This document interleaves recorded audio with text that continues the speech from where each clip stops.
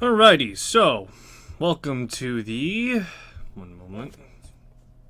Welcome to the Tuesday afternoon stream. I'm your host, Apartment39. Today I'll be streaming Bad to Bad Apocalypse.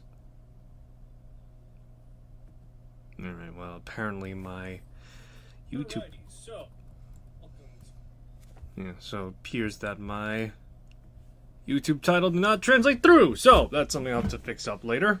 Anyway, so Bad to Bad Apocalypse, a game that's about furries that have taken over the world and has gone about to try and fight against humans that were gone extinct, and yeah.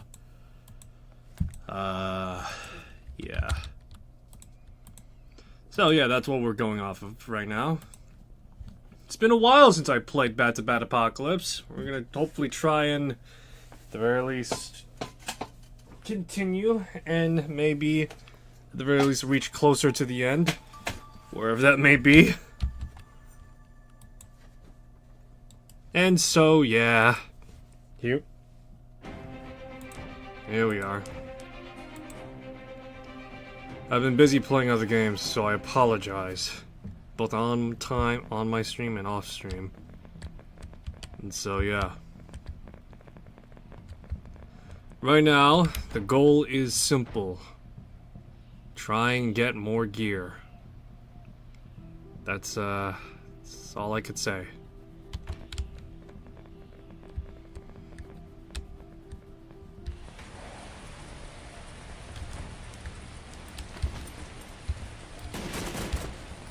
Alright, let's go. Let's go, let's go!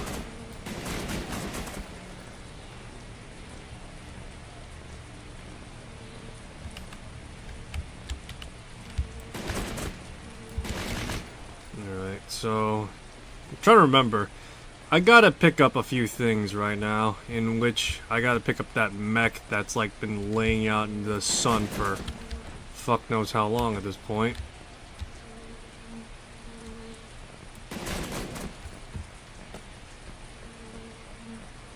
But yeah, it's high time to do just that. And maybe, just maybe, actually progress somewhere, I guess.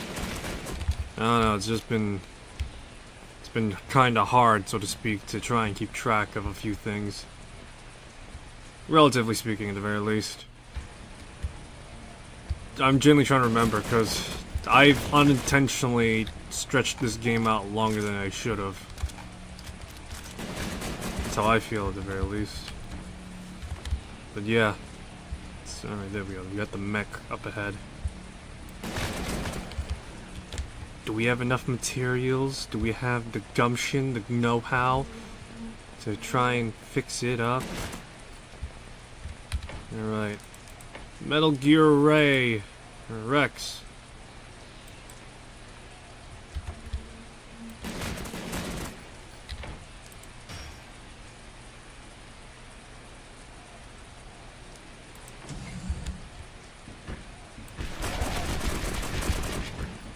Alright.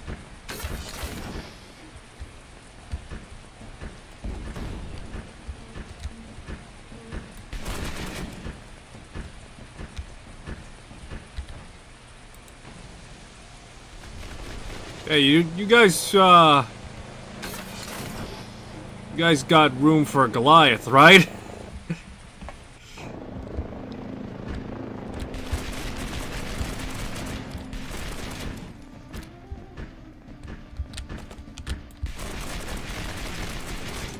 Alright, so right now, this is probably the best way to get around right now. High rate of fire, high everything right now, so it's just a matter of pressing on right now. Trying to think of what to talk about right now. For the most part, in terms of games, it's been modestly... I've been mostly just keeping track of games I'm playing currently right now.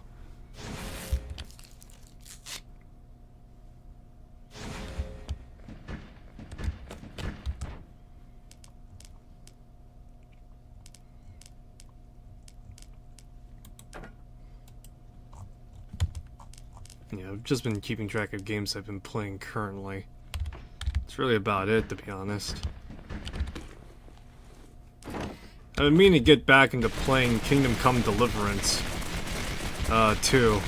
Because I am not going back to Kingdom Come Deliverance 1, if I'm being honest. Not that it's a bad game, but when you compare it to the second game, it's significantly less polished when you put it in comparison. In which I'm pretty sure anybody that played the first Kingdom Come Deliverance would likely agree with me. It was scuffed as all hell.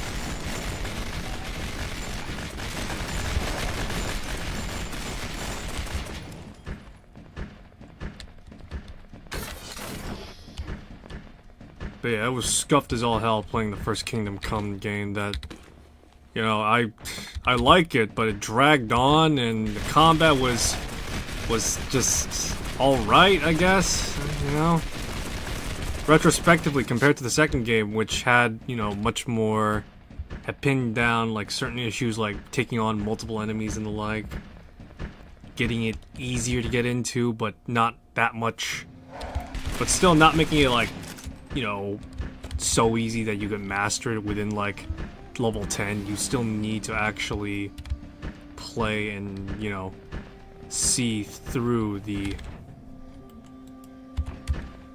you know, see through so that you get, like, all the benefits and the like, so, yeah.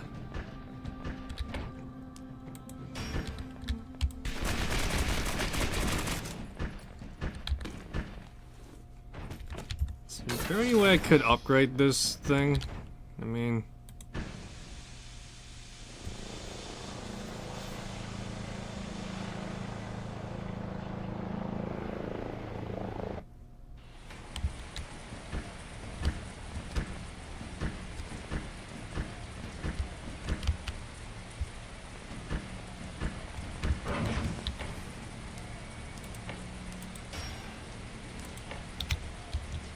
let me see here. Bad to bad apocalypse.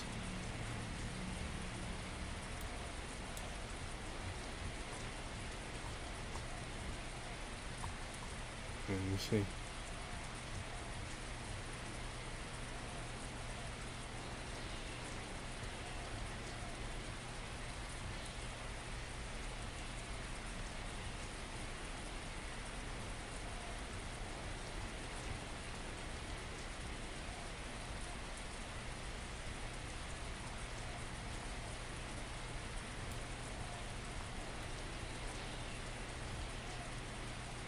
Alright, sorry. Alright, bad to bad apocalypse. Let's see here. Goliath. Is there, like, different variations of the Goliath, or what? Let me see. What do we got? One person mech. It's quite slow. It needs to be repaired instead of healed. 5 Goliaths on the map. Each one of them equipped with machine guns and fire up to 4 missiles. Which are of different levels as well. Okay. Alright, time for me to watch a guide right now. See what's up.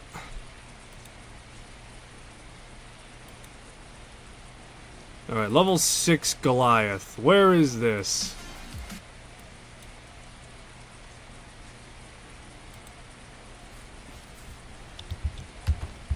Alright, well, if that's the case, you know.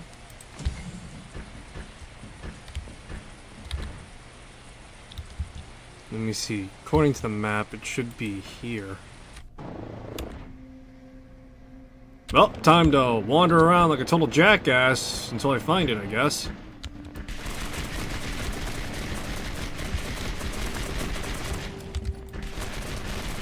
So it's just gonna be me using the mech, because that's the only person I can use it.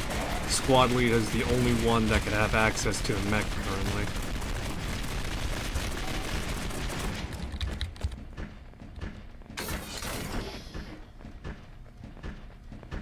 This is the way it should be. Me and a mech. I've played enough Armored Core to know that a tank is the best way to play. Also, the piston driver is also the second best way to play. There's a reason why it's called the Rubiconian handshake.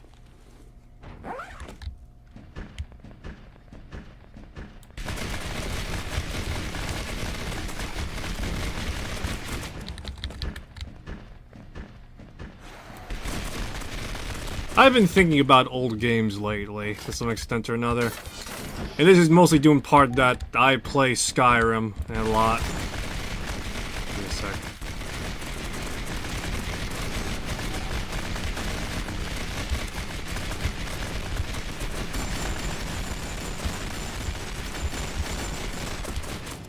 But yeah, I've been thinking about old games lately.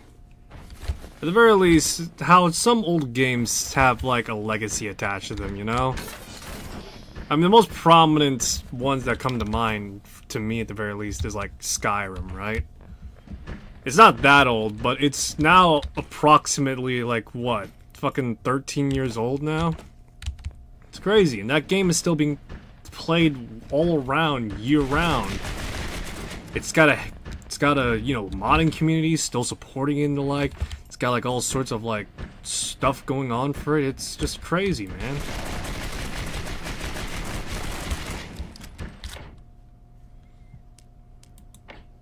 It's a level 6 Goliath, so...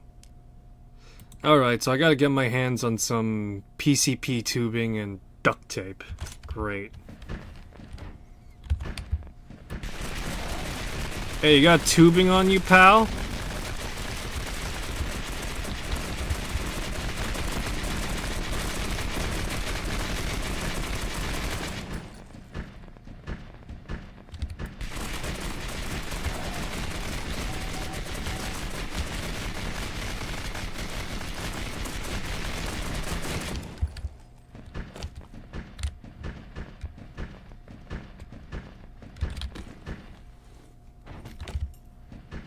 Alright, but yeah. So, yeah, no, inevitably, you know, Skyrim is probably the most prominent example for me at the very least, because I play it. Not lately, ironically enough. But I do play it when I have the time. My only issue right now is the fact that I'm trying to install graphics shader. I'm trying to install graphics shaders into my game. And it's just the most insufferable fucking thing I've just ever done right now.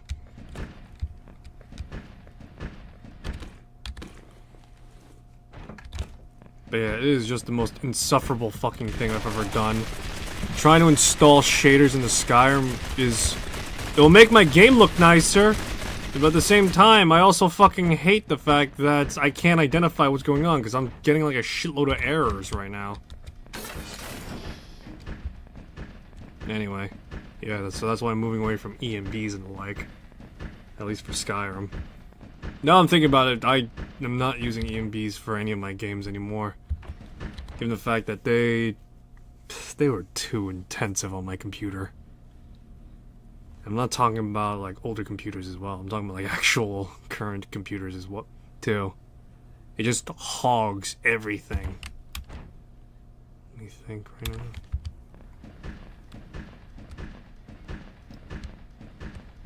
Nope.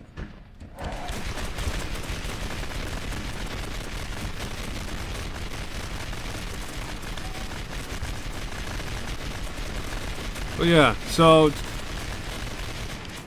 Oh, sorry. But outside of Skyrim, I've also been thinking about, like, older games as well. Like Oblivion. Alright, I'm not bullshitting around. I've been thinking about how, like, when it comes to, like, legacy games, right? Gothic, Neverwinter Nights, and, you know, all these other, you know, titles that yesteryear remembers more often than not, and with rose-tinted glasses and the like, right? It's funny how, at the very least, as I've gone on streaming, that I have played a lot of these games to one extent or another. I played Neverwinter Nights too. I hated it. The main campaign started off boring, got to be interesting, and then afterwards it got fucking insufferable afterwards, because the amount of horse shit that I had to deal with. So, I loathed that experience. Let's see here.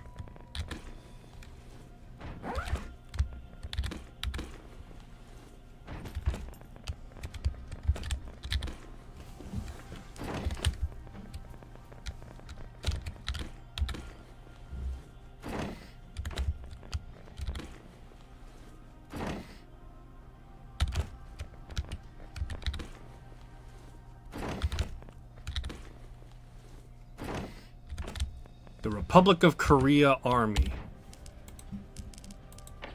That's what it is. Yep. See that right there? ROK. Republic of Korean Army uniform.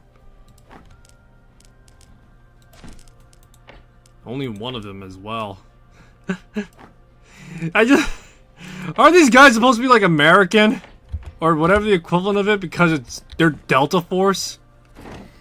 Am I just going around doing false flag operations right now? Ah, what's that one game that involved me actually being a soldier that defected from being a part of a, Oh man, I'm really trying to remember. I remember playing it. It was pretty good as well. Man, I gotta find that. I think it was on... I saw it on itch.io or something.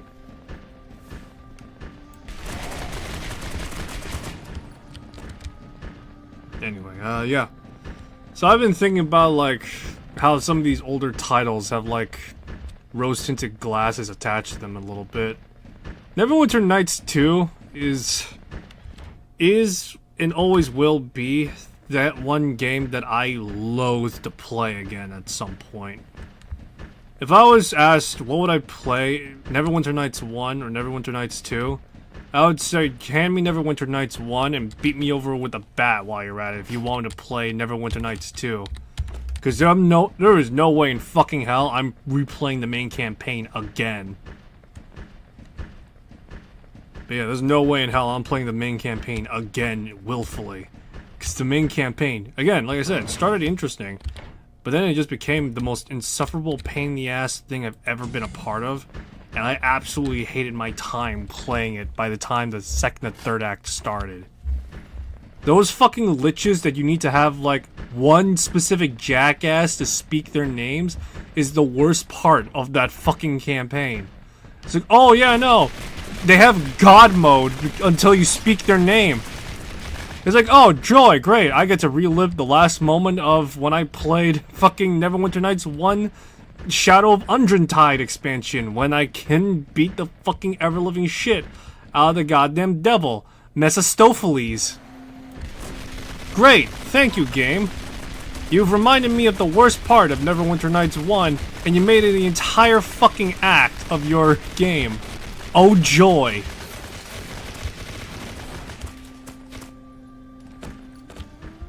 I'm sure mechanically speaking, you know... I'm sure mechanically speaking, when it comes to Neverwinter Nights 2, it's fine. It has, like, if I'm not mistaken, at the very least with 3.5E's ruling, they have, like, a bunch of, like, they've made a bunch of improvements. They also added, like, you know, more prestige classes and such. And, you know, all sorts of nice bells and whistles that theoretically would make Neverwinter Nights 2 better. Or Neverwinter Nights 2 the better option. I don't know, thinking about to like Neverwinter Nights 3 and how just absurd I can make my character. No, it's not even the fact that 3.5E is, you know, bad. In fact, I hear a lot of people praise the ever-living hell out of it. But it's more particularly just the fact that the way Neverwinter Nights 2 just uses its story and its mechanics is the most bullshit fucking thing I've ever seen and experienced in a long time. Moving away from my great disdain for Neverwinter Nights 2, I will say this as well when it comes to other games I've played. I actually played Gothic, and I loved it.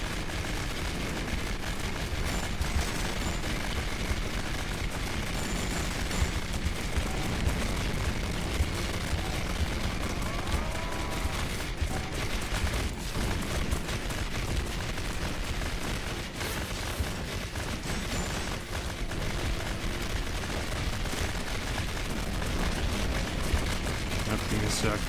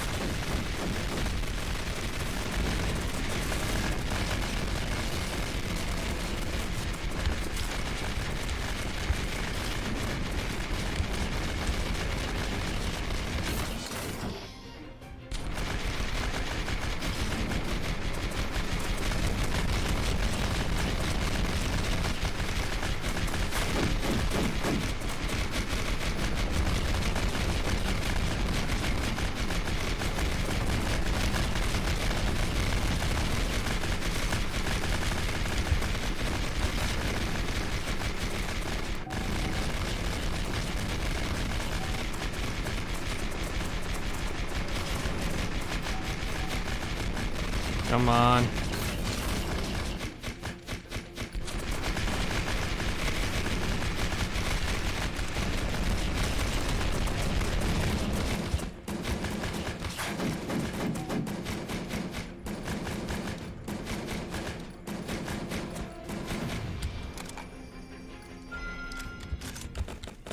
Oh my god, I did it, guys. I did it.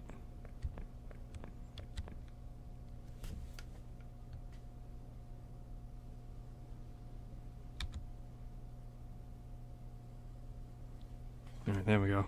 So I've actually played, like, other games as well, outside of, you know, Obsidian games. I believe on stream at some point I've tackled playing Gothic 1 and Gothic 2. And I actually enjoyed Gothic 1. I've been meaning to get into Gothic 2 at some point, but currently I'm experiencing like some weird technical issue,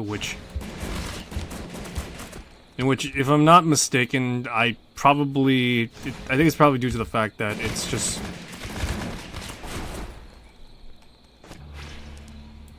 I would rather go back to base camp.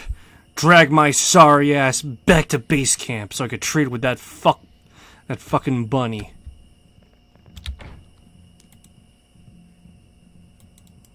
Yeah, I'd become a panda for a moment.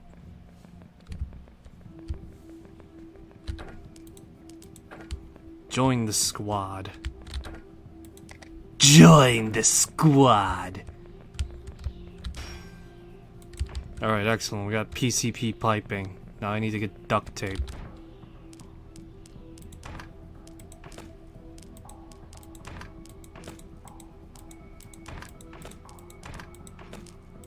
You have any idea how many of these I got in my back pocket, man?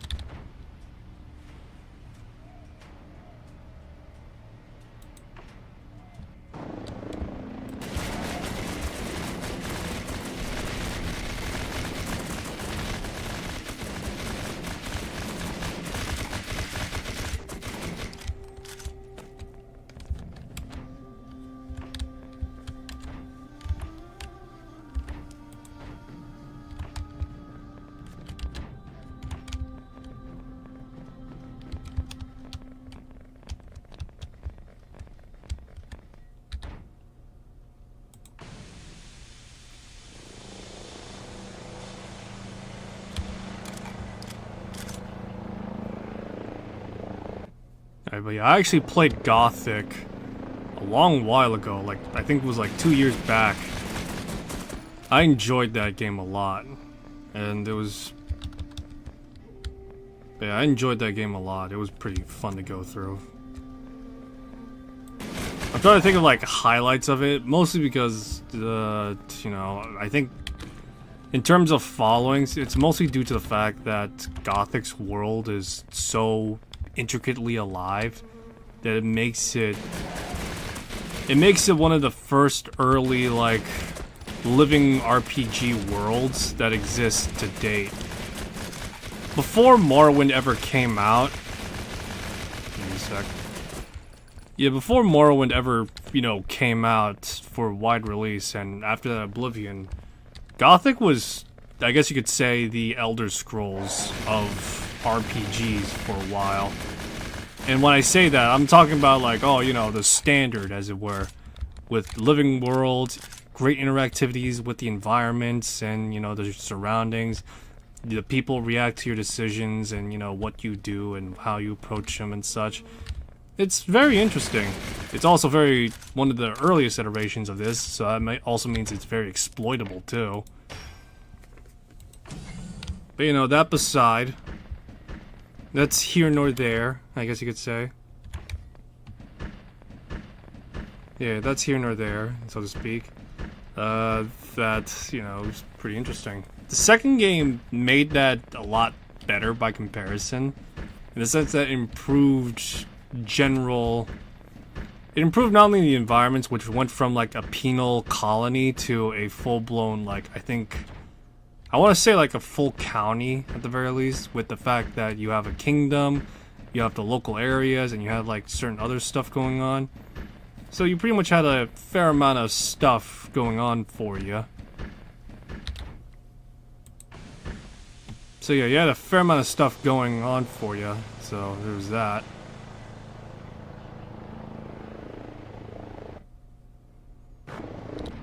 I should probably go back to base.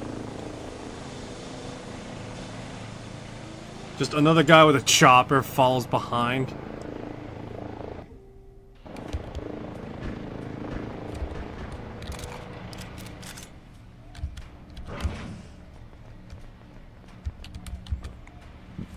Trying to think what else I could really say about Gothic.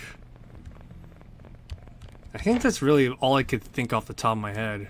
Like I said, it was, it was like the first of its kind to really be a full-blown, like, living world that was also an RPG. Oh yeah, that's right. The level of progression of Gothic was also very unique. In the sense that the way you progressed and leveled up wasn't by XP or, anything like that. But instead you had to go visit trainers that would advance that would not only advance you as a player, but also advance your skill as a player character. So you would be able to fully access, like, a bunch of...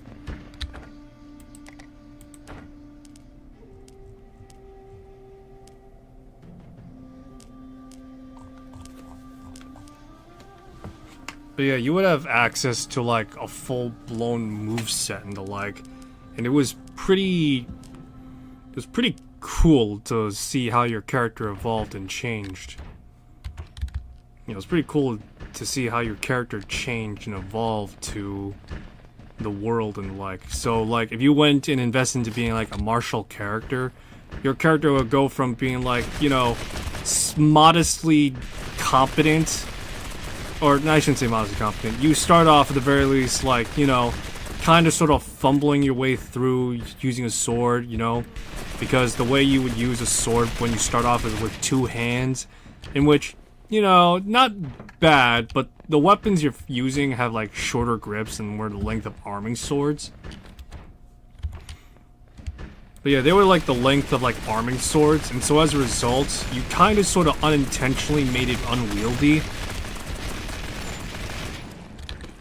Yeah, you sort of made it unintentionally unwieldy on yourself, and as a result, you weren't using the full... You weren't using the sword to its theoretical, proper application instead. Where you had to, like, use your full arm, you were kind of sort of, like, change yourself in terms of range and all that. It was... But yeah, it was interesting to see how these skills, affected you in game.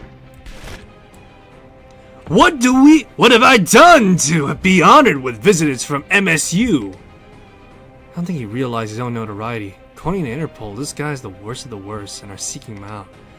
It looks like he's been on the run and ended up here because of the head boss. Right, okay, you're narcissistic ne'er-do-well. What gives you the right to bully the weak and steal their lives? Are you blind? This is a new world! The weak die while the strong live. This is the new world order! Surely you jest! Yeah, I heard your kind's logic before. And they all died by my hand. Get ready. It'll be you who die by my hand! Come!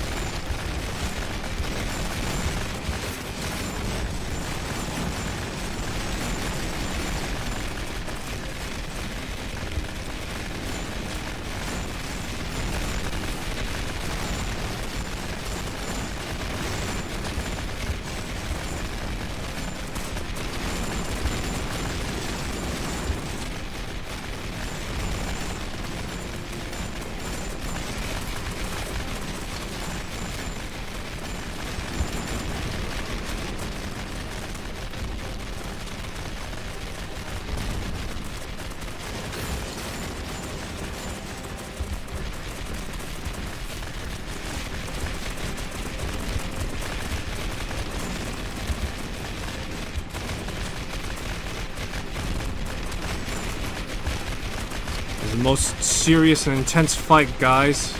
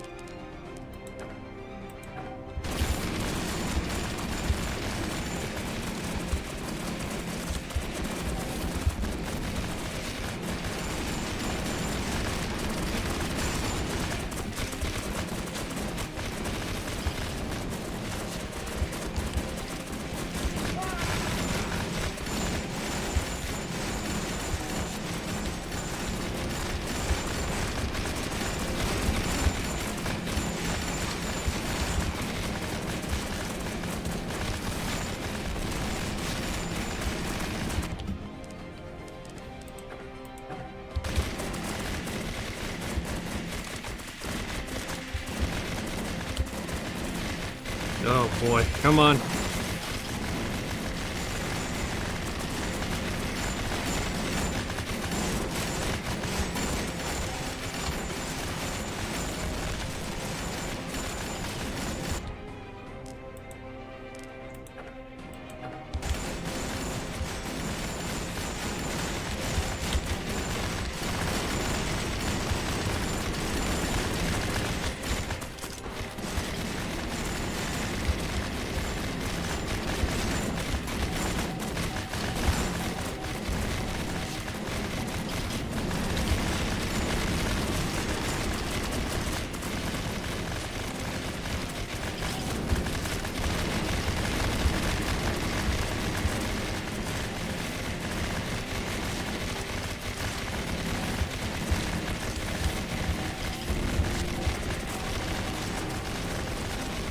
Come on.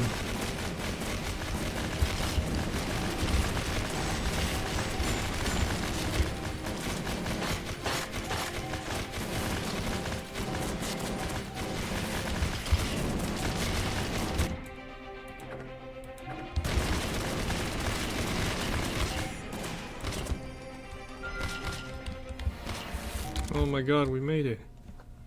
That was easy. His cum was just cringe and all talk. Major Coleman, get ready as well. I was watching a movie from the 80s. Shut it. Apologies, sir. You were cool like a superhero, sir. Come, get ready. Come, get ready. Yeah,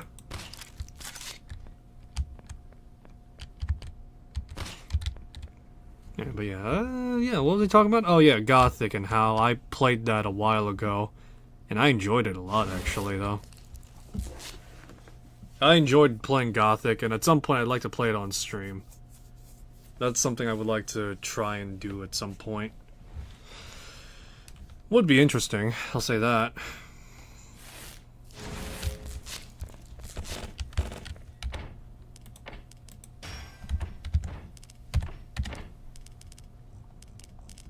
Yeah, it would be interesting, especially with the amount of, like, jank that game is known for.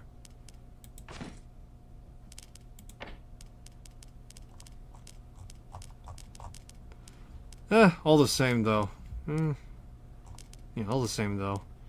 Maybe another point in time I'll get to it. But I gotta resolve the technical issues I'm getting from it right now. Like I said, for some reason I can't run it on my computer. And I don't know why.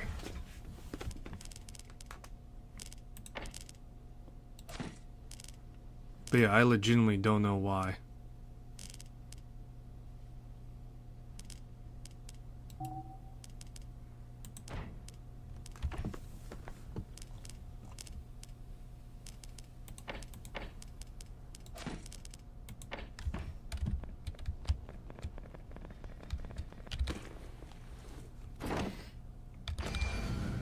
Got a big fort, got a Bigfoot core. Excellent. Trying to think, what other games have I been thinking about lately? Oh yeah, that's right, I was actually looking to like a bunch of like old CRPG games. Among other things, I was actually looking into like the older, how some people viewed the older CRPG titles that came out like way back when. To say the least, it's interesting to see how people romanticize it. A bit. Or the thought process of some people romanticizing them a little bit.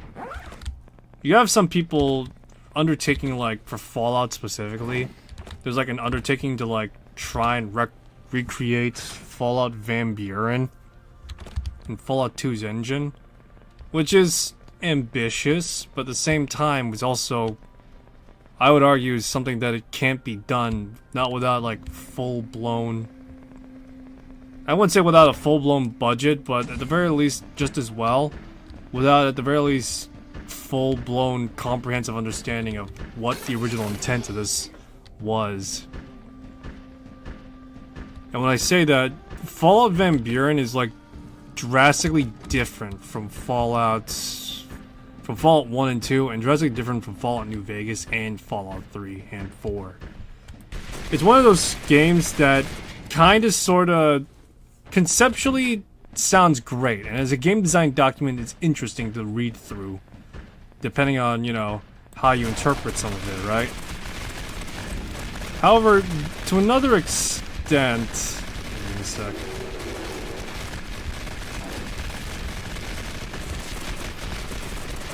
However, to another extent, while it is a good read, in terms of like trying to actually execute it as a game, it's one of the most complicated things to pull off. Because from what I at the very least understand from myself reading it a little bit, and my, you know, hearing others talk about it more extensively, the whole thing is kinda sorta all over the place, and is just the equivalent of literal scattershot buckshot. But yeah, it's the equivalent of scattershot buckshot because of how drastically different it is from the rest of the series. I think I'm trying to remember specifics, because some of the stuff I'm remembering is also like other people interpreting how it would be implemented in a theoretical game. I think one of the elements of the story was like, apparently the main antagonist was supposed to be... The main antagonist was like supposed to be like some sort of like wasteland wizard or something like that, who was able to like, who had this idea of like purging and cleaning the earth or something like that, and pretty much he would create a new world order and all that jazz. Pretty much, I think the design document made reference to that he would be like a master level threat, in which, you know, the master is supposed to be...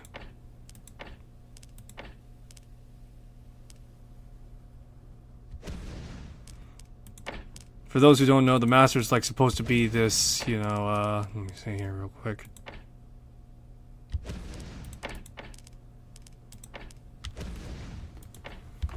But yeah, the master is supposed to be, you know, from the first Fallout game, from what I can tell you, he's the mutant mastermind behind the super mutants. Pretty much, he's the guy that caused the first generation of super mutants to come forth. And with it, pretty much usher in a new race of humans into the wasteland. His idea was again, was to pretty much make the mutants the dominant species. However, the biggest critical flaw in his plan was the inability for sexual reproduction among the super mutants. So pretty much, they were rendered infertile. The entire way through. And the only way to create more super mutants is to effectively subject more people to FEV, in which I don't think there's really that much of in the world, is there? It's not like you just walk down the street and just buy from the local supermarket. Hey, I want some FEV, you know? But yeah, that was the biggest hitch in the plan for the Master. And among many things, you could actually cause the Master to pretty much off himself because of that critical flaw.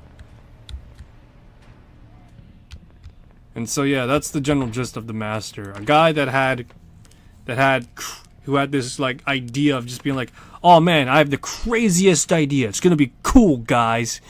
To then realizing, oh shit, I'm going around killing humans for shit all.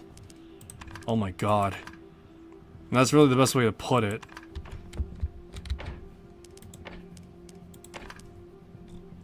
Sorry, give me a second, I'm looking around.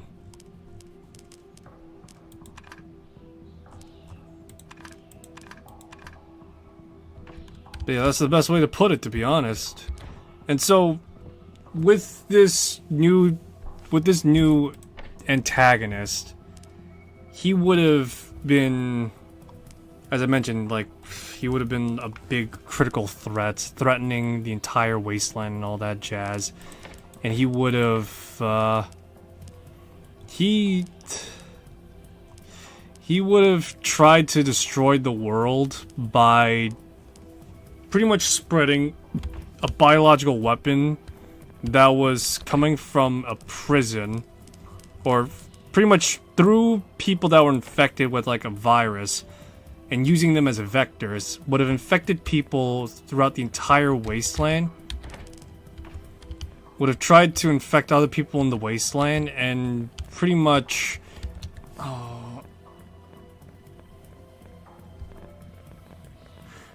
would try to use it as an excuse to eradicate people. And that's what I can tell you. Like I said, there's like a bunch of details that are sparse about the main story. The main details that people remember are Hoover Dam, Caesar's Legion, the Burned Man / Joshua Graham.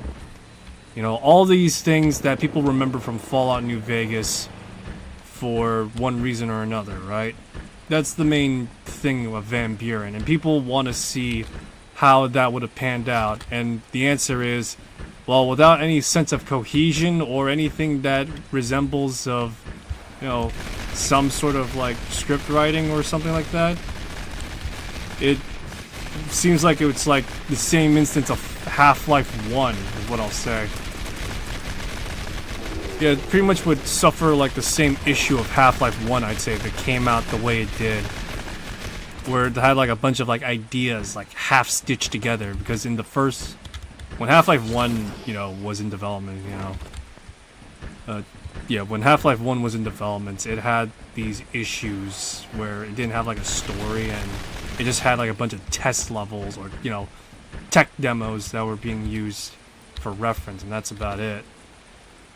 And so with Van Buren, the way that it and the things that it did, it effectively did, from what I can tell and read and what people have recounted, it would have been the same thing. It had like a bunch of these ideas, a lot of them kind of sort of half-baked.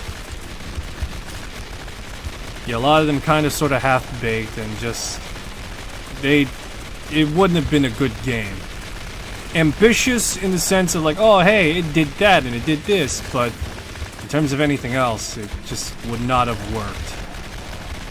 I'm just gonna say it outright. That's what it would have happened.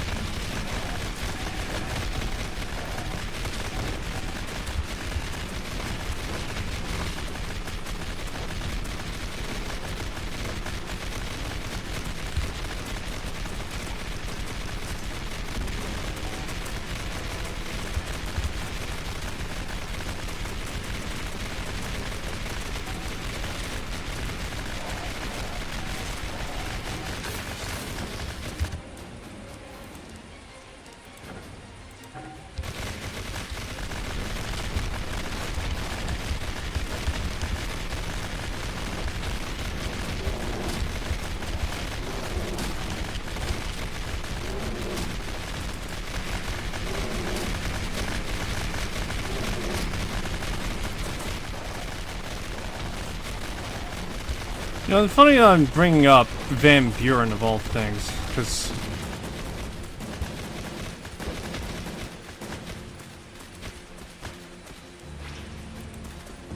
it's funny to bring up Van Buren of all things when it comes to, like, games that I'm reflecting back upon. Because if I'm not mistaken, Half-Life 2 is, like, one of the more prominent... It is the most prominent in terms of, like, cut contents in a game being fully remade from the ground up. It is absurd as to how much work Valve put into... Yes, it is absurd as to how much work Valve put into remaking Half-Life 2. Because the initial concept of it was... People would talk about this a lot, but it's pretty much the equivalent of, like, 1984. You know, totalitarian, dystopian regime and all that jazz. Along with the fact that you have, you know, resistance and all these other things going on. It's wild just to see how that game... It's wild to see how... For Half-Life 2, they just fully reworked it and people clamor on about it.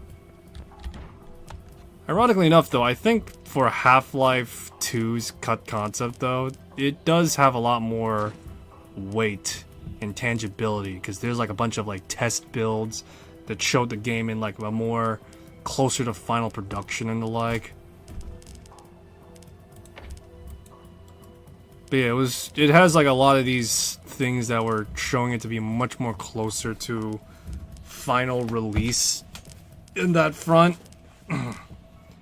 Yeah, final release in that front. It has much more proven stuff they had going for it. People talk about the Hydra, you know, as like one of its failings, in which, sure, that was one of the issues, but everything else about it with like the maps and its current... Yeah, with the maps, its design, and you know, all these other elements that make...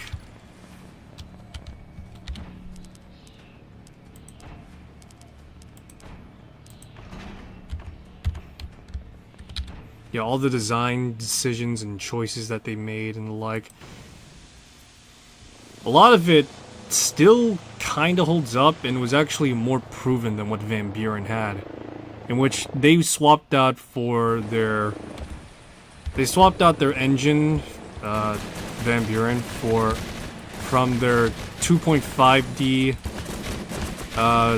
whatever perspective engine it was. I know it's not isometric. Apparently it's like some other perspective. But yeah, they went from that engine to a new engine, and that caused a variety of issues. Yeah, so...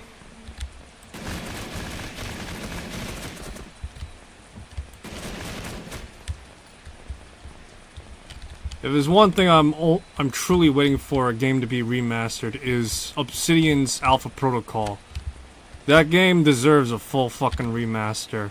Who owns the rights to that game? I think it's probably Sega. So Sega, I am more than willing to pay an arm and a fucking leg if you can remaster Alpha Protocol. I want to play as fucking what's his name again, and just be absolutely batshit insane spy man. Because it's funny that way.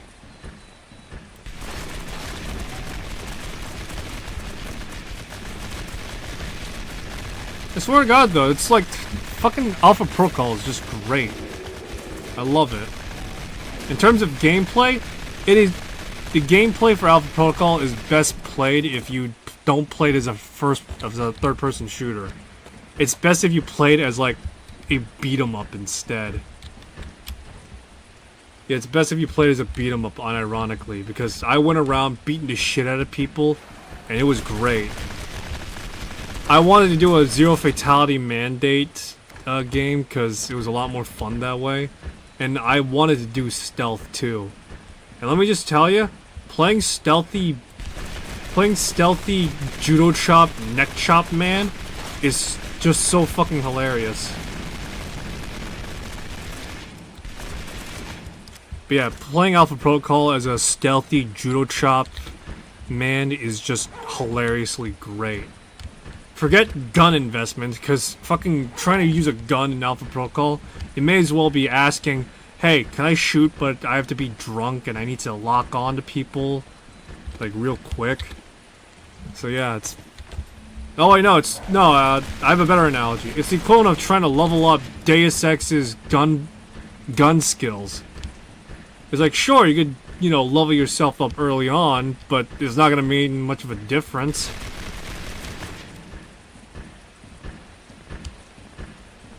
So yeah, Judo Chop Melee is just the greatest way to play. Much like how in Deus Ex, the best way you could play it is by playing it as a full-blown rocket shooting commando. I would also say, I would also say for Deus Ex, if you're gonna play it, invest in the melee. Invest in the melee as well. That's just, it's great. If you could just... If you run out of ammo for your Gep gun or anything else, when all else fails, use the fucking weapons you have on hand.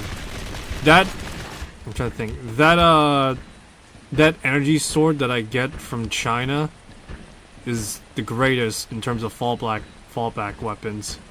And the Gep gun is great because I get to destroy anything in a moment's notice. The only downside is I can't carry as much ammo for it.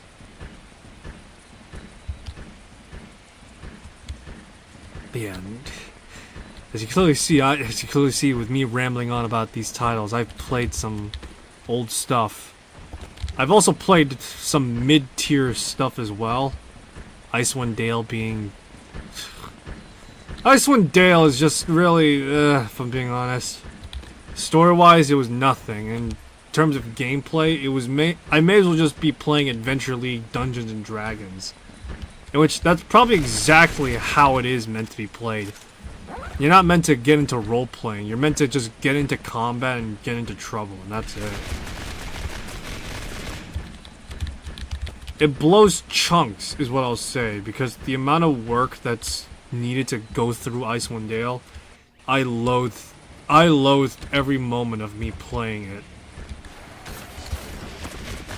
At first, it was cute, because, you know, it was Baldur's Gate 2, but without the combat.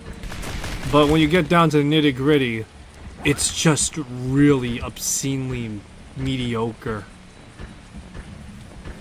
At least Baldur's Gate 1 and 2 had the story hooked me in, you know? What does Icewind Dale have?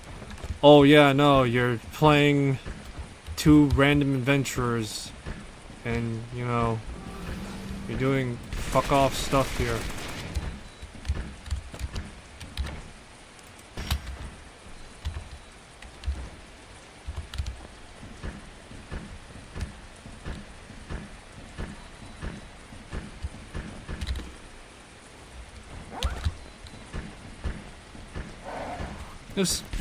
It's funny that when it comes to me talking about these older games, my experience with some of these games, I'm pretty sure it might reflect some people that were playing them at the time as well. But yeah, I imagine my opinion of some of these games kind of sort of reflects the opinions of the time as well. Back before Gothic and back before Elder Scrolls came to prominency, RPGs were more closer to tabletop experiences. To which, for the most part, in terms of that front, I think at that point in time, Dungeons and Dragons was like the most prominent example of it. Let me look this up real quick. What other TTRPGs existed before 2000s?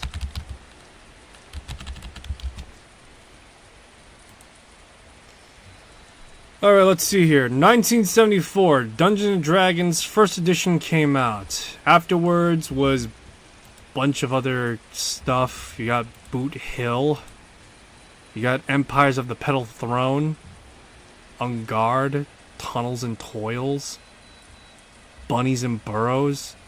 Knights of the Round Table. Metamorphosis. Monsters. Starfarer. This is going off of, This is, by the way, going off of the Wikipedia that I'm looking at right now. Wow, a lot of these A lot of these tabletops don't exist anymore. At least nobody knows what the fuck these tabletops are in the first place. Oh, Conan role-playing game. I'm pretty sure people know that. Doctor Who role-playing game. Who wants to play Doctor Who? I mean, I know a bunch of people want to play him, but, you know, he lives a miserable existence. Sandman Map of Halal? Space Master. 9th Generation. Delta Force America Strikes Back. Daredevils. Ars Magica. Now that's old school. I've heard that name around before. I think it's still around to this day a little bit. Although not in the way that exists currently. Let me see here. Yeah, it's still around. Well, technically. Last edition came out in 2004. But yeah, I've heard of it. Cyberpunk 2013. Yeah, that still exists today with Cyberpunk Red. Aeon Trinity. Armageddon End of Times. Blue Planet. Innomine. Men in Black.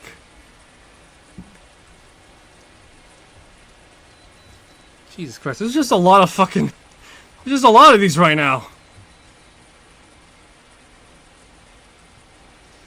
So yeah, in terms of tabletop games, I think specifically a lot of them base their rules off Dungeons and Dragons. Mostly because Dungeons and Dragons was the most...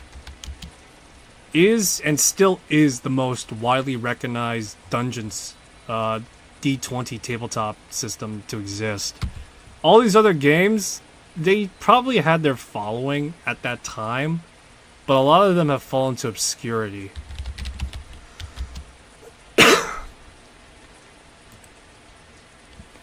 But yeah, a lot of them have fallen to obscurity. Some of the tabletop CRPG games, they base their rules off of what I imagine is, some of them is based off Dungeons and Dragons, others have based their rules off Ultima Underworld and the like. Yeah, some of them are based off the rules of like Ultima Underworld and the like, and you have a bunch of other tabletop games that probably also existed at that time. But a lot of them really did base themselves off D&D's rulings. And for good reasons, too, probably. Because a lot of these tabletop rules, or a lot of these tabletop rulings, probably were more complicated than they should be. And Dungeons & Dragons allowed for, specifically, I imagine, custom characters and custom stories to be more modular and on the fly than, you know, just any old standard than any of these other tabletop games. It was so customizable, or it would probably be theoretically more customizable, to just use the rules of D&D and just make it off of that and, you know, reflavor, homebrew a lot of stuff. It's probably what happened. Yeah, it's probably what happened.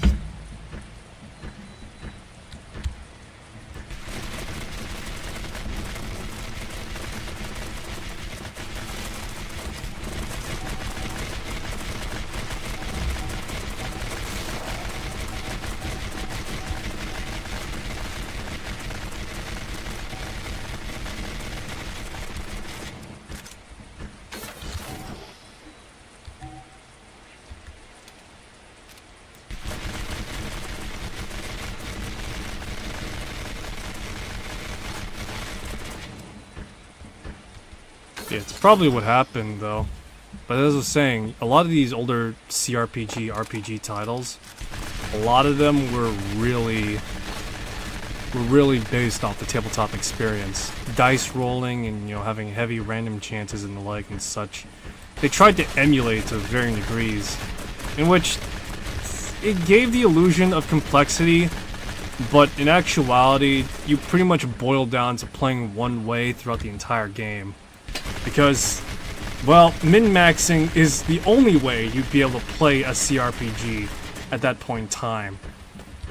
Yeah, no, it's not like Baldur's Gate 3 where you could theoretically go out of your way, fight some dude with a eldritch infused fucking sausage, and still win. No, back then there was like, I hazard to say standards, and more particularly there was like a very specific way you had to play. If you were gonna play a paladin, you had to play lawful, or you have to play a paladin or monk or any other like, or any other, you know, class. You had to play that class to the letter and to the T.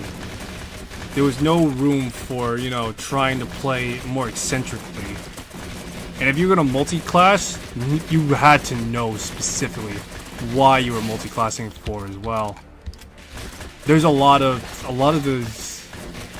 these things were very, I guess you could say, crunchy in terms of like what you know and what you can do effectively.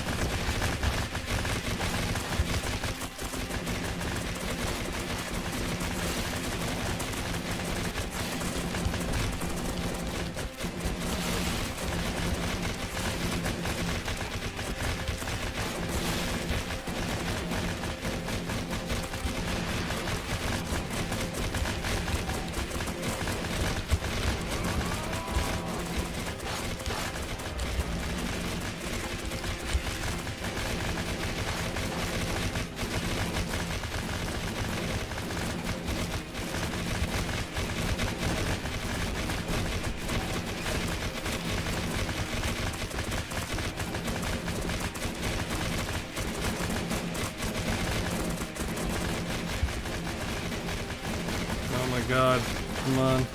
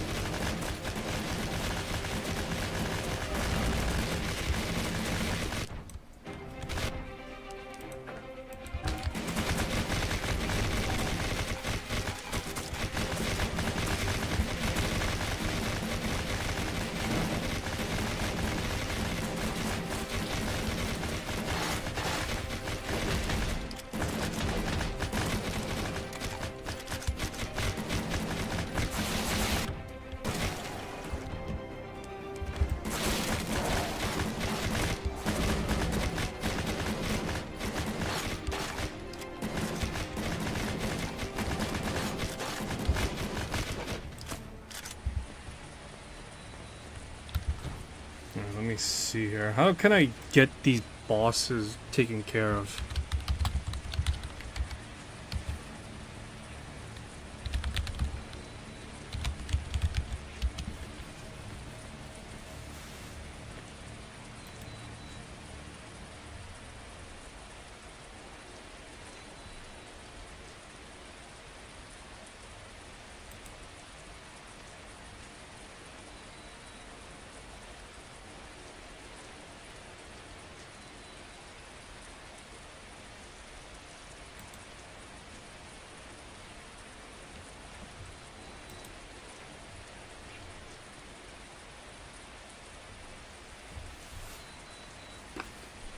Alright, let me see here.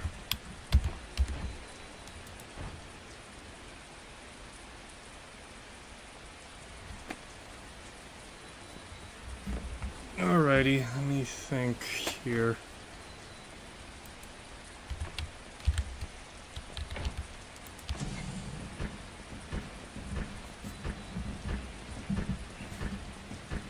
Somehow, some way, I gotta beat that fucking thing right there.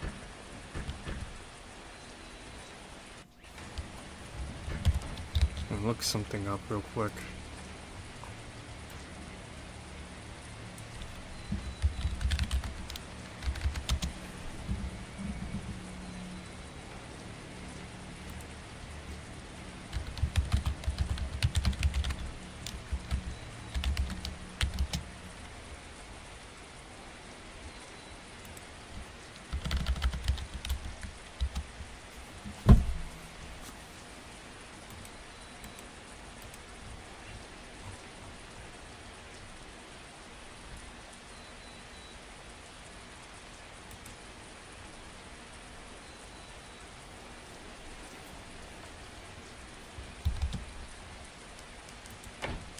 Sorry, I wanted to see how... Alright.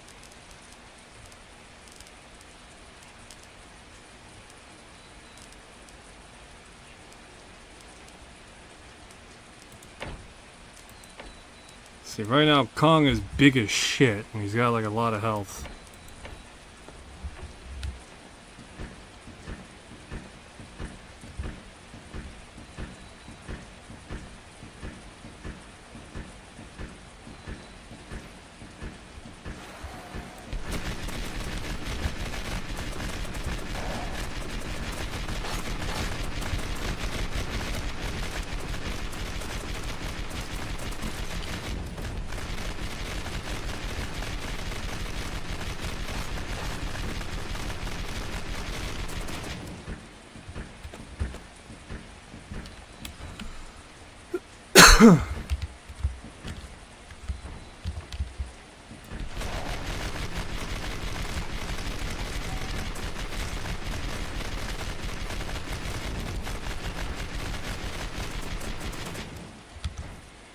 Didn't I get the ability to call down a rabbit spec?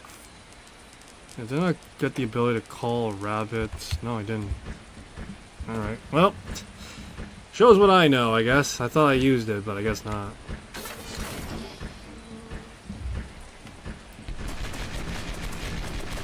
I want to get that rabbit AC-130 up in the air right now.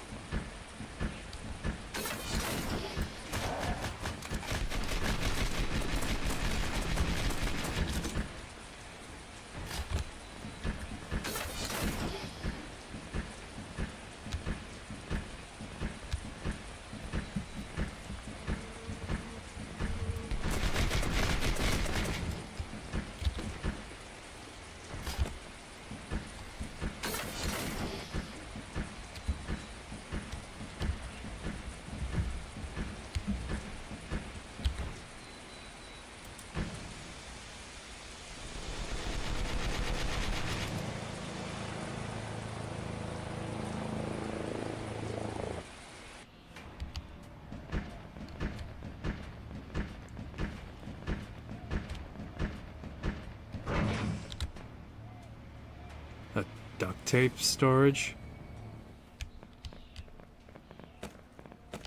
Aw, yeah, all the duct tape I could possibly need.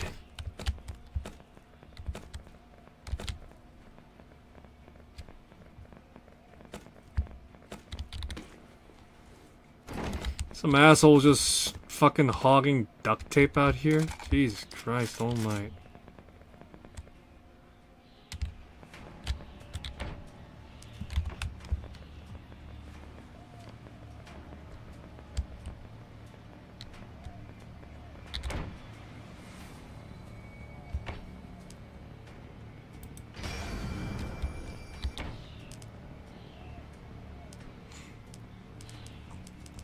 See here. Vietnam, Millionaire, Ukraine, China.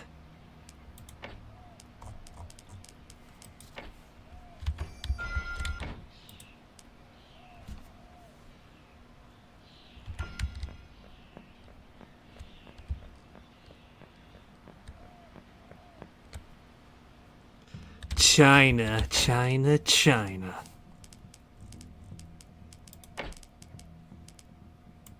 Let's see here.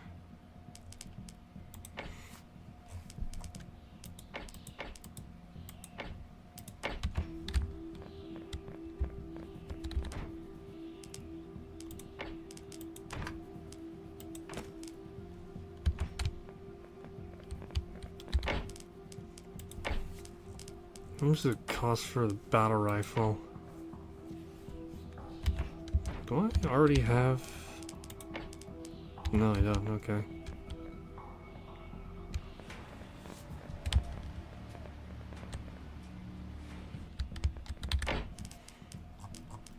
Alright, I gotta make more bandages. I need more bandages, damn it.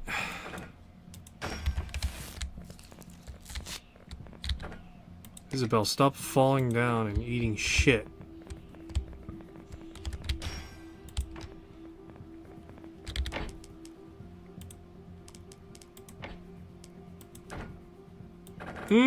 Time to shit tar, everybody.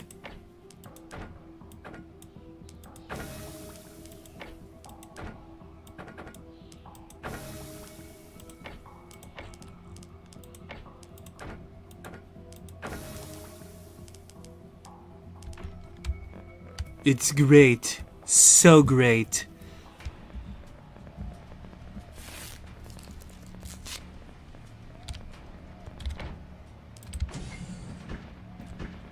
We can fit this Goliath in, right?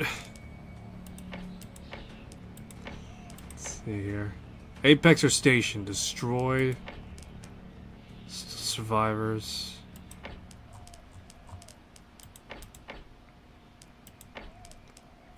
Alright, so I need to... Let's go to Vietnam. We aren't superheroes, yet here we are, fighting to bring the peace back to the world. I think that qualifies you and Delta teams as superheroes. If not, you're gonna have to become one. Worst case scenario, we have to save who we can and anyone else who's willing to join our cause. It'd be better to find those who are willing to fight for our cause. You know, new allies? New allies, huh? Common foe invites alliances, I suppose. But the world's busy fighting each other, so no guarantee that they will cease their fight to help us. Best way to convince someone is to tell them the truth. If it's you, Major Coleman, I believe you and your squad can do it. I believe in you.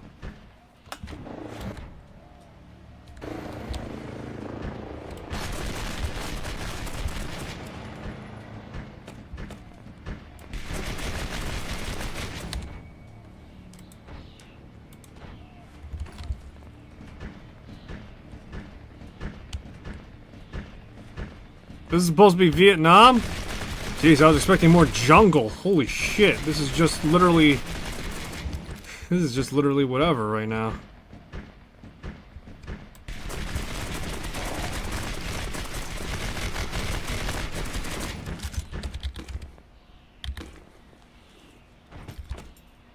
I expected more jungle, damn it. I'm the Lorax. I speak for the trees. For these trees, they're speaking Vietnamese. Time to call in Agent Orange. Imagine if Agent Orange is just like more... It's just more Loraxes. Or Loraxi.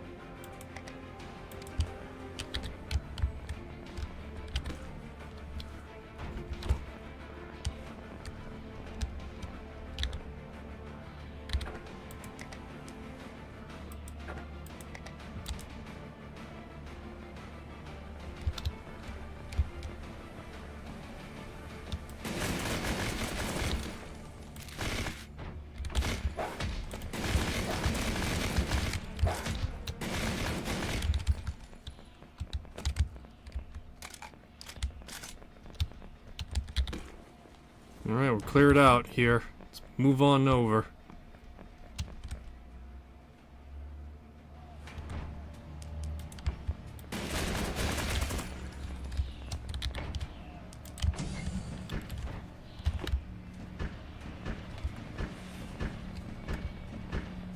It's getting dark, they say.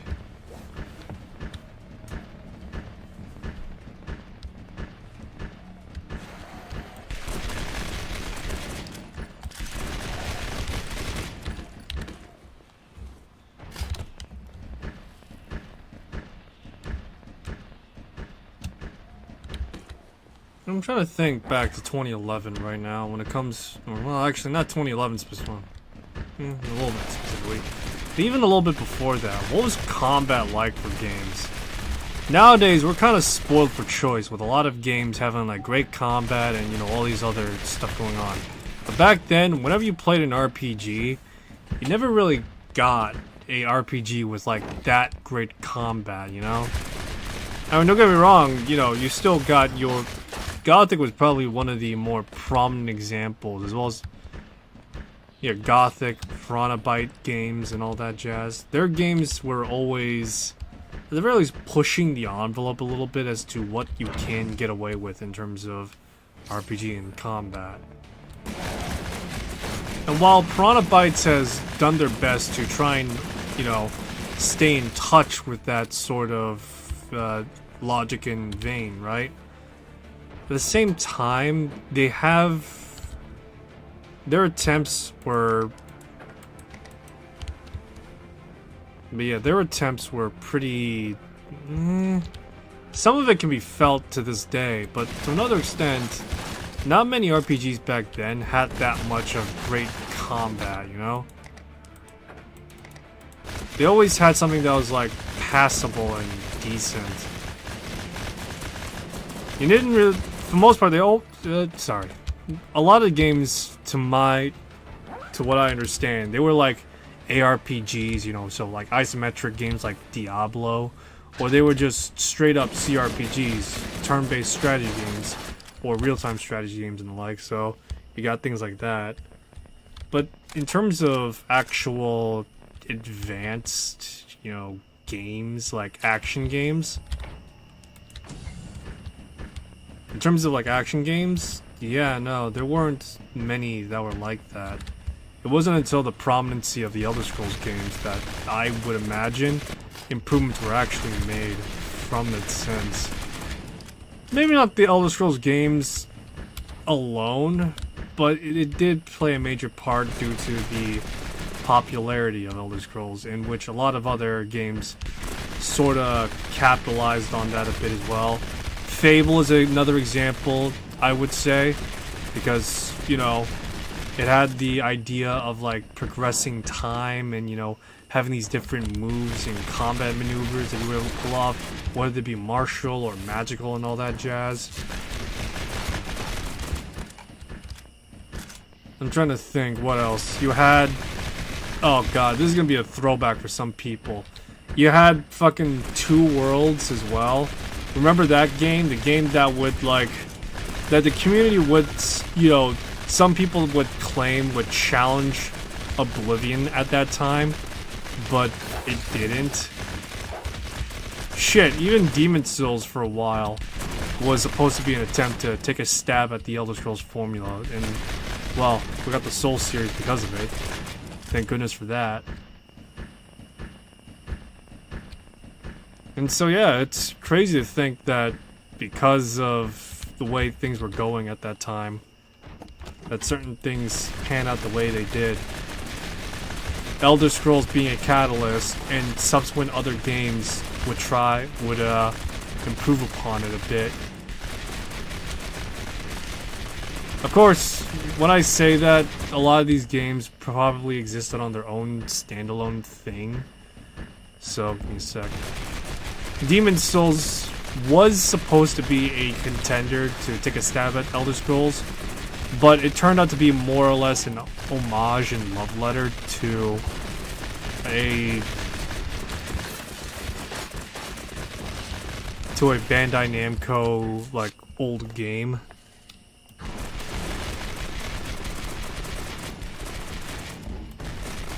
It's an old Bandai Namco game, or whichever one which was it. To an old Namco game, Kingsfield and the like. Or yeah, Kingsfield specifically.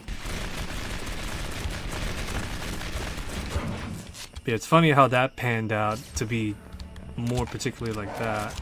Exactly.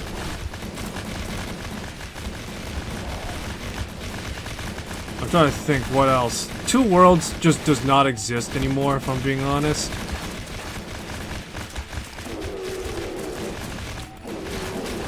Yeah, Two Worlds just does not exist anymore, and Piranha Bytes and their games, they haven't taken after any of the Elder Scrolls game in any way like that exactly. And more particularly, they've just kind of sort of like rode the hype, I guess, from RPG games a bit. Which makes sense because, you know, Piranha Bytes have always been specific to what games they've made.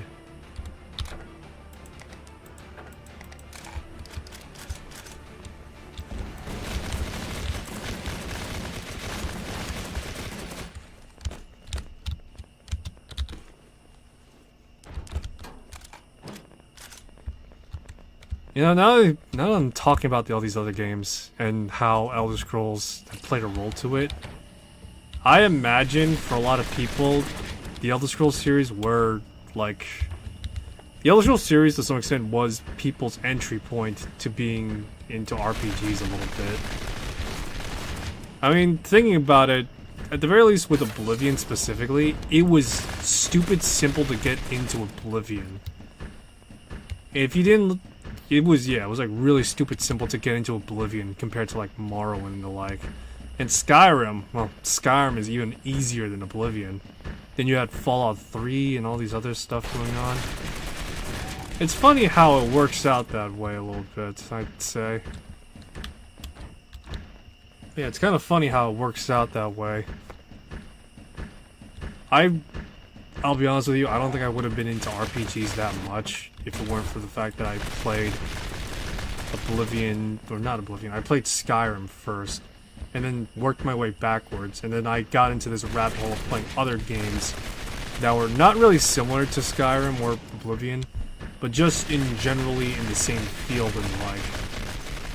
It's funny how that works on that front.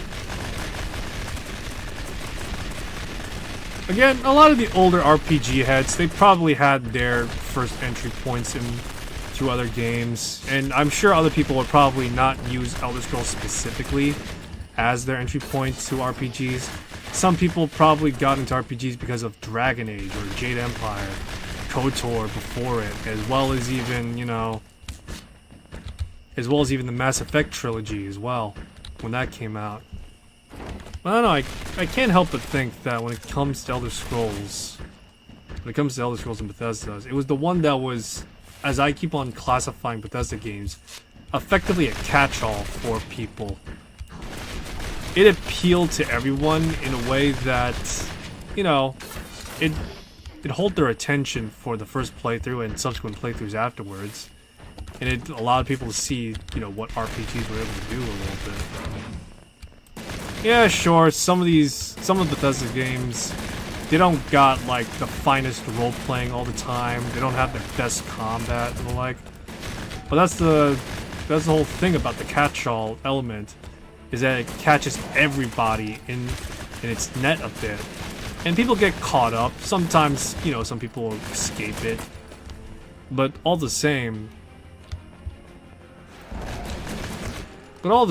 people find an appeal in Bethesda's games, and by proxy find that same appeal in other games as well.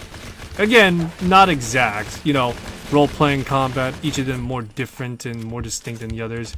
Kingdom Come Deliverance 2 being an obvious example where... Yeah, Kingdom Come Deliverance 2 being an obvious example where it's kinda like Skyrim, but it has a more advanced, you know, combat mechanic, as well as a more advanced role-playing mechanic by technicality. Baldur's Gate 3, as a prominent example, is the best in terms of role-playing game. Mostly because it has the backing of...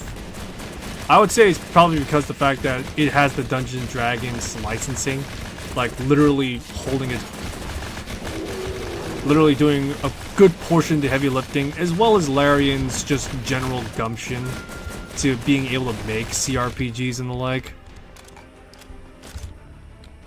So you have like more refined role-playing in those two games.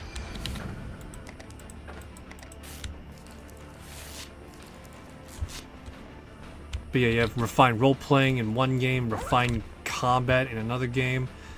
I want to say maybe for exploration, like, I want to list off a game specifically, but I don't know any other games that does exploration as interesting as a Bethesda game. Prove me wrong, and, you know, I accept that. There's probably one that's out there. For example, I would say some space sim games do exploration better on a scale of vastness, as well as, you know, on account of like doing vastness as well as having it be seamless by comparison. But still, sometimes I would say for some of those games, the exploration can drag on a bit. Even older Elder Scrolls games, if we're gonna go back further, when it came to like Daggerfall as well as Arena. Daggerfall and Arena, they were kinda a chore to get through. Even the older Fallout games as well. But when it comes to like on foot exploration, or, you know, general exploration through like a vehicle or some such, it was much more.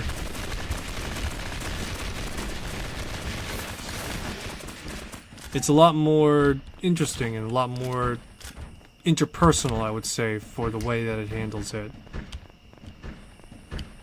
That's the best way I could put it, at the very least. It's more personal and much more quicker, too, when they narrowed it down from Daggerfall... From Elder Scrolls 2 Daggerfall to Morrowind... To Morrowind specifically? Yeah.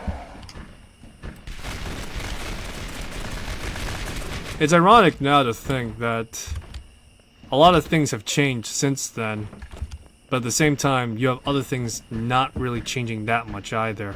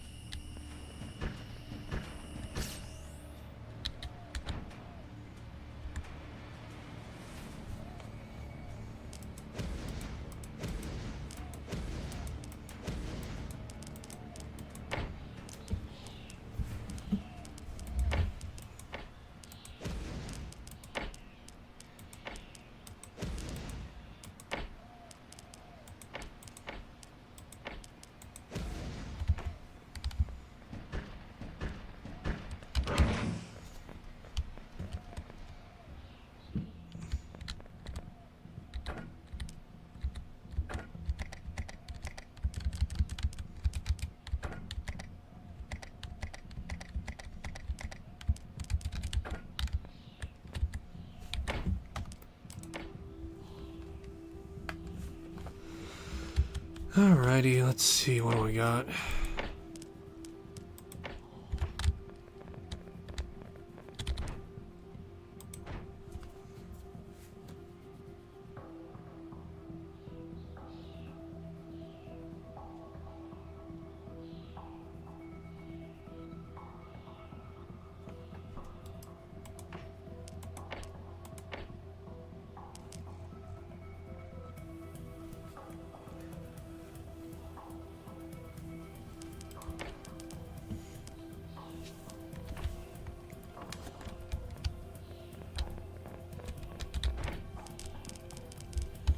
Alrighty. Ready, yeah.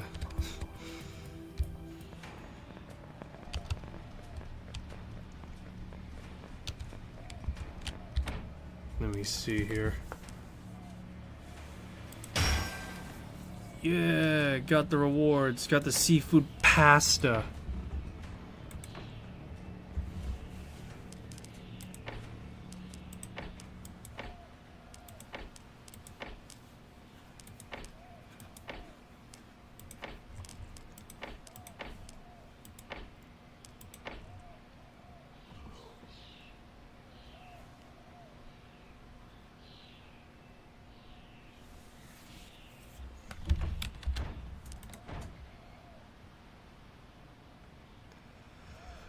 Oh my god. Alrighty. Let's see here.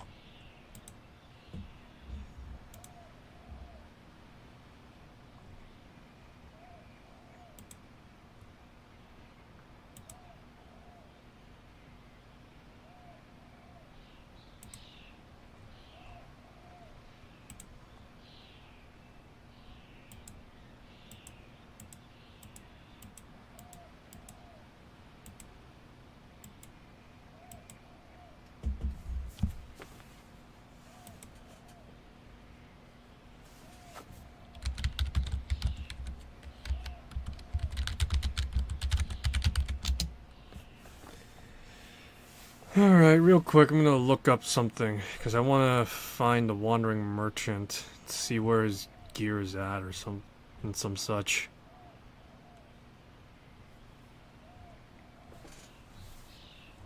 Right now, I'm trying to figure out how the hell some of these guys managed to get their fucking stuff down. I swear, some of these videos are showing like wild, crazy shit.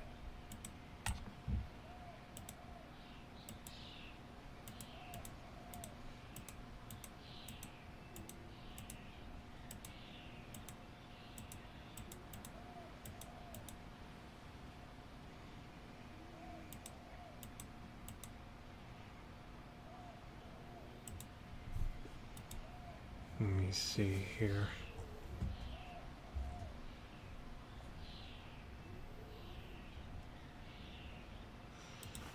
Oh shit, oh fuck me.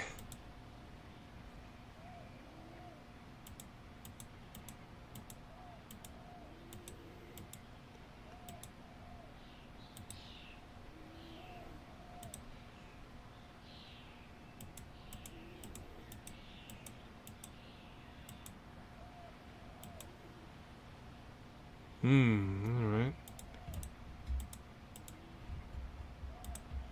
Right now I'm just trying to figure out what some of these wandering merchants are selling right now. Because a lot of them... Some of these guys, they have tier 4 parts I could use. Or not tier 4, whatever the purple tier gear is, effectively. So that's what I'm using. Problem is that it is not well documented as to where the location of these merchants are. Fucking assholes.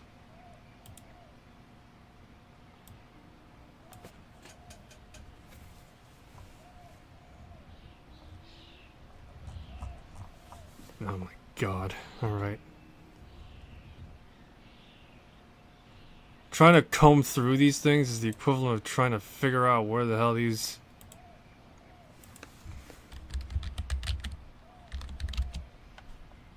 I'm trying to comb through these is the equivalent of trying to...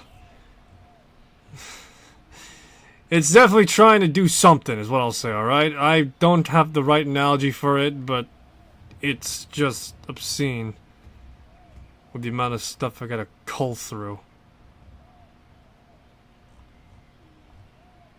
All this just so I could figure out where's the wandering merchant. What the fuck is he selling?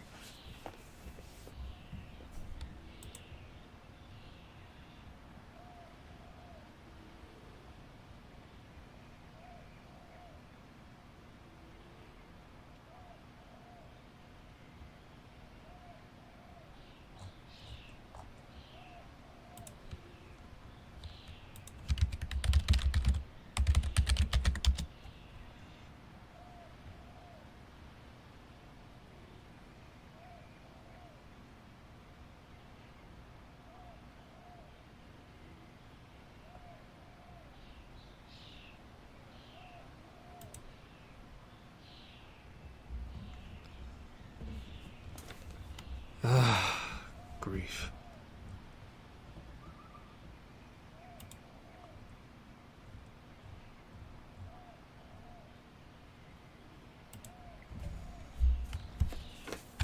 Alright, let me see real quick. How much...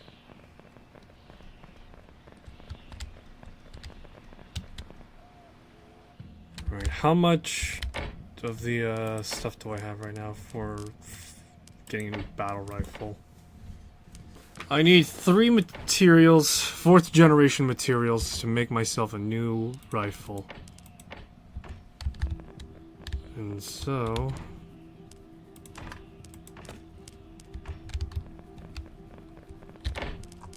let me see here. I want to see what the next level of upgrades give me, so I need I need parts, and I need PCP pipes.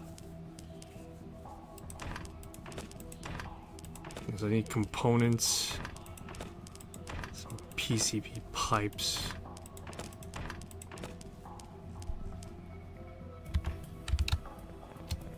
see, how close am I?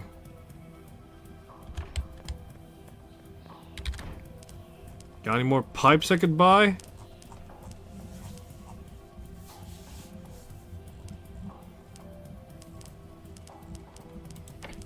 Pipes! Pipes! I gotta get myself some pipes. Let's see. Damn it, the one time I wish I had tomato bisque on hand.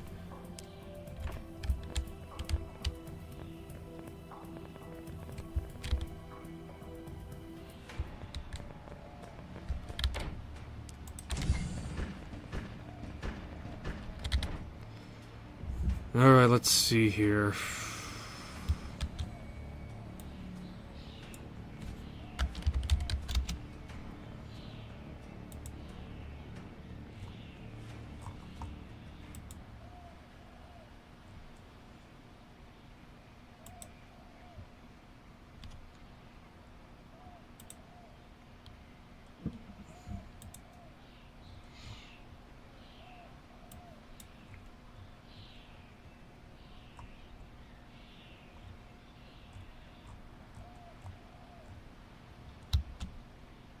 See.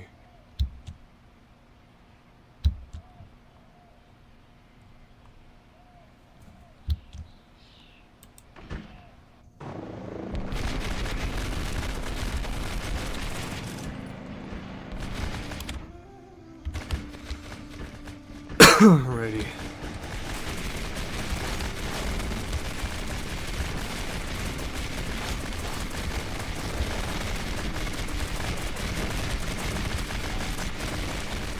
If I want to get anything remotely decent, I gotta make my way to the level 7, level 8 area. The only way to do that is to go to Apex or some other place nearby.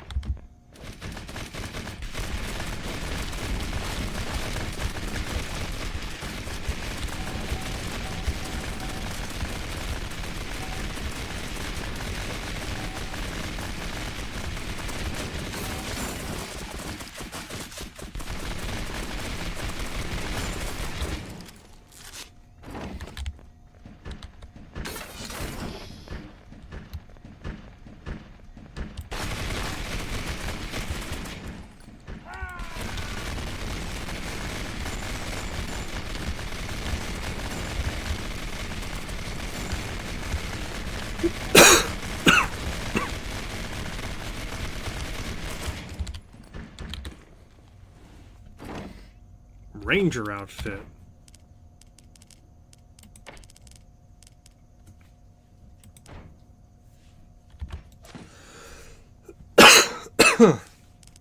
Hey, why not?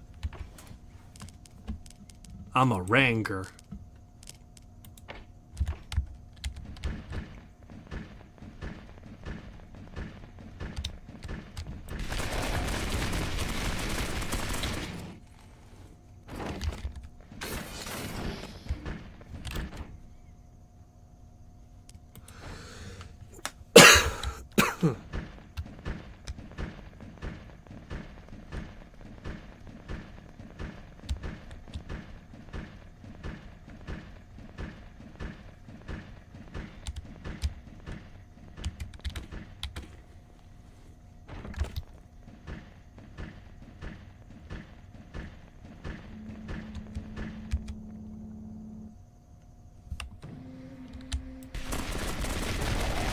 Welcome to level 7 area, bitch. We're about to get curb stomped. Apologies. Oh, god damn it, I'm dry mouthing right now.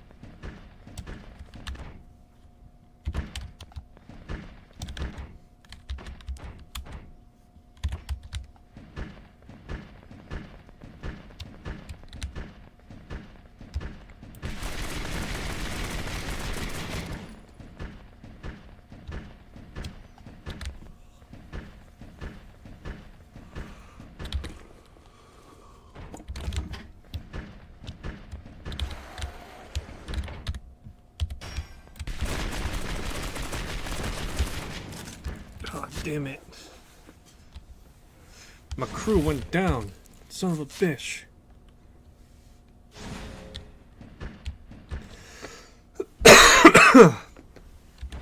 You know, Kingdom Come actually announced that they were going to do mod support. I wonder what mods people are going to add to Kingdom Come Deliverance.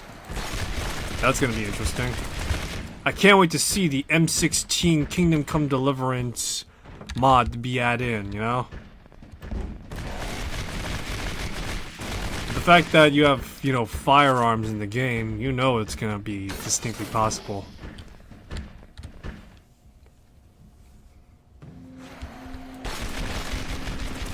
Oh, we're in a level 8 area, boys. We're level 8.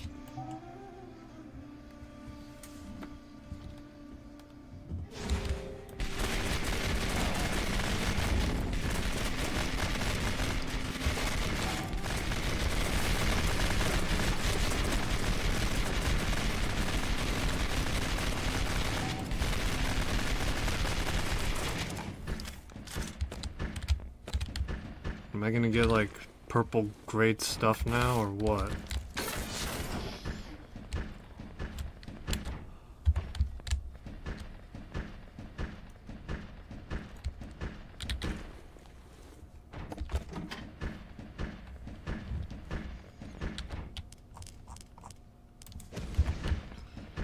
Increased max health by 4%.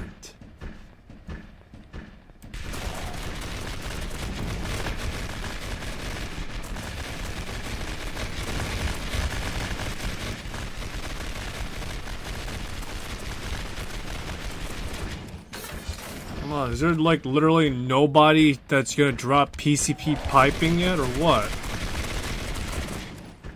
What the fuck? I'm just finding everything else under the sun but PCP piping. It's like Monster Hunter's fucking sensor just comes back to haunt me.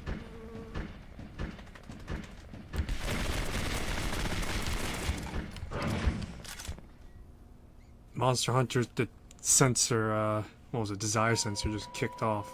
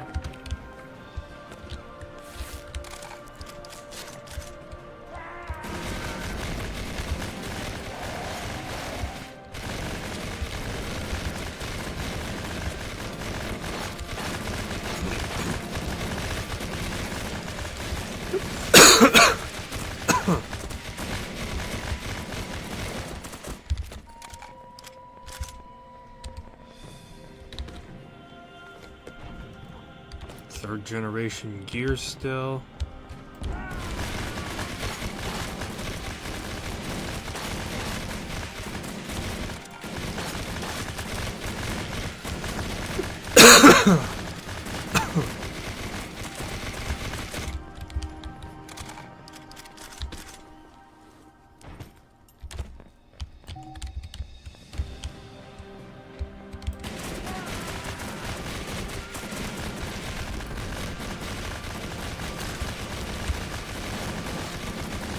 Focus fire, focus fire.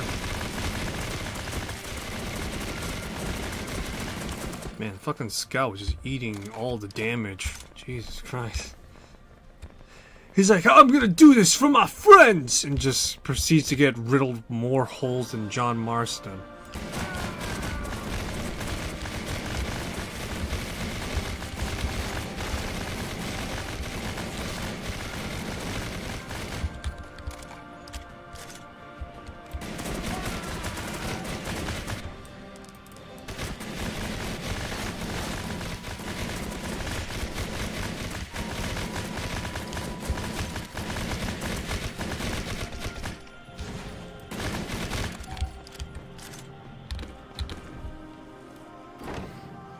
Oh my god, another 4th generation gear, guys.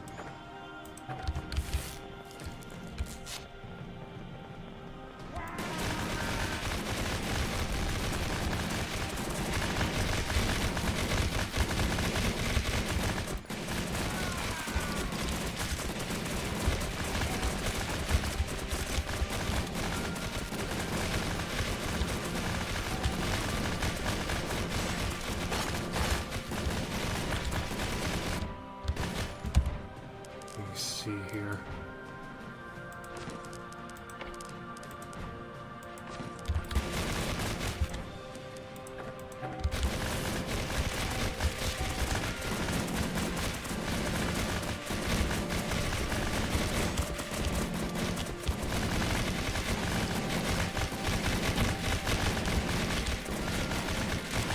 Yeah, come on.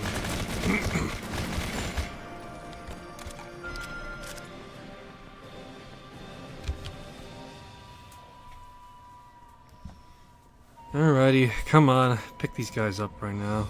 Get to it.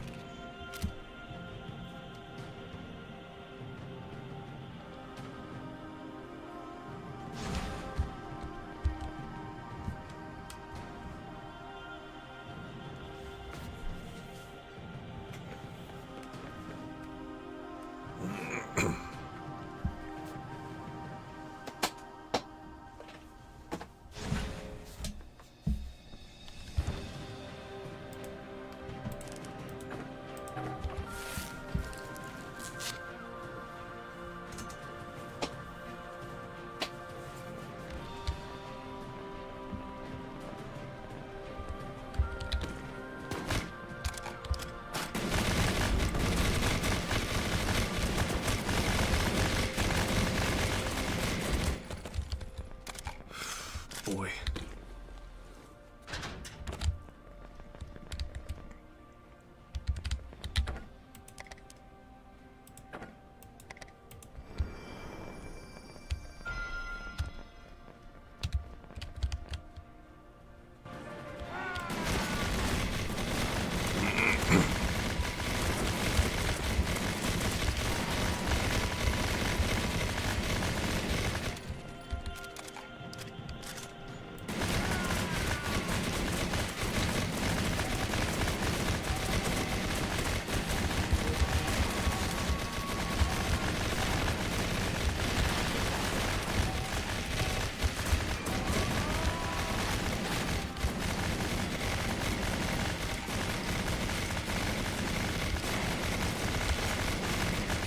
Come on, come on.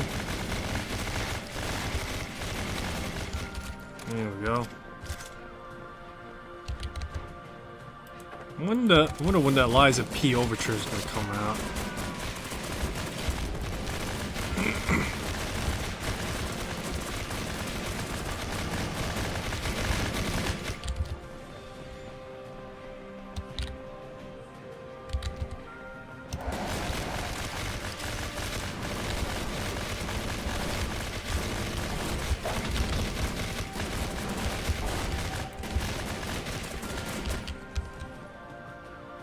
But yeah, I wonder when that Liza P Overture expansion is gonna come out.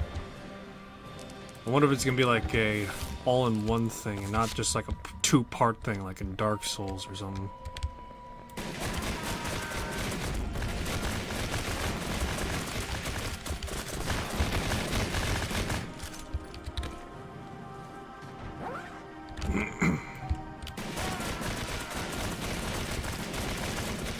I remember back when Dark Souls 3, it had 2 DLCs planned.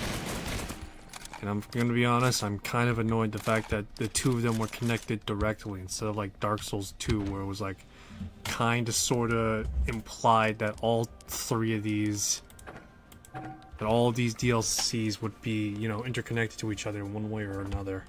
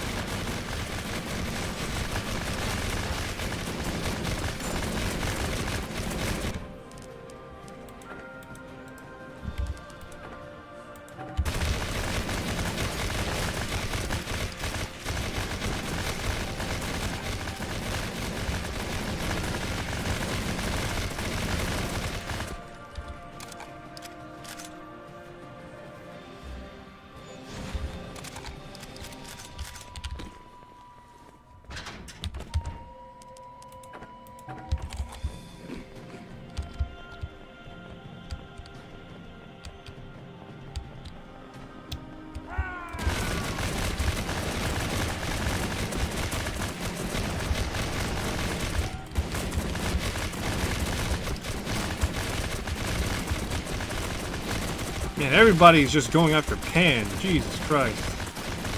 Poor Pan, he's just literally eating shit.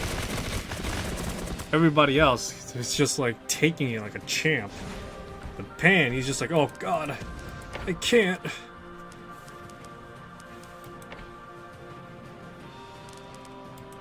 Let's see here.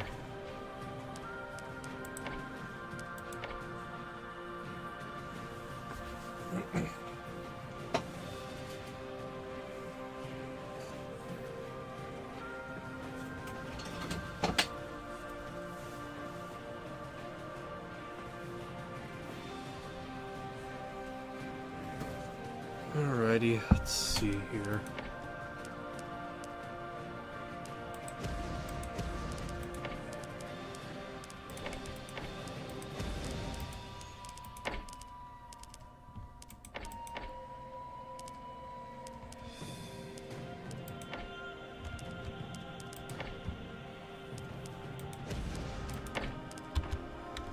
Alrighty, there we go. Maybe that's why Kong goes down faster than I could say, well, shit. Because he literally eats shit all the time. Look at that, fucking Pan is supposed to be the main character, and he's just eating shit the majority of the time. He's going down more than an elderly person.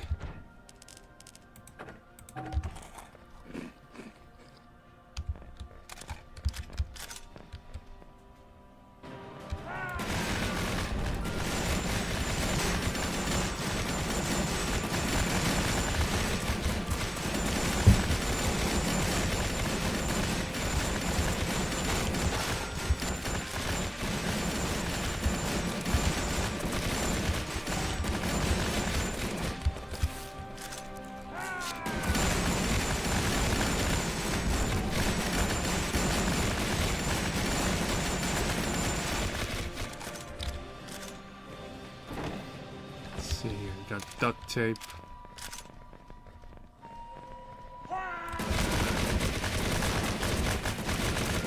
Look at that, he just ate shit again and dropped.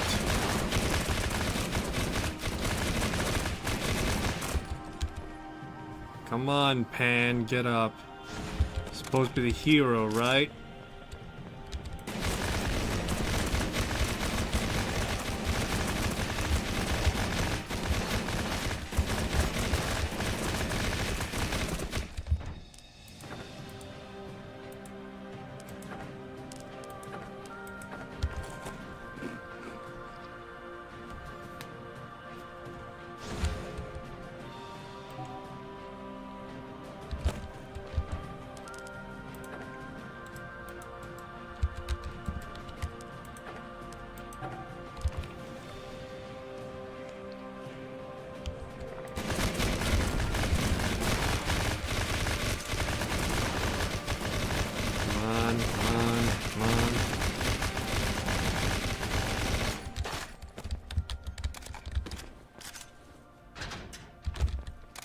Getting every other resources except the one I'm looking for.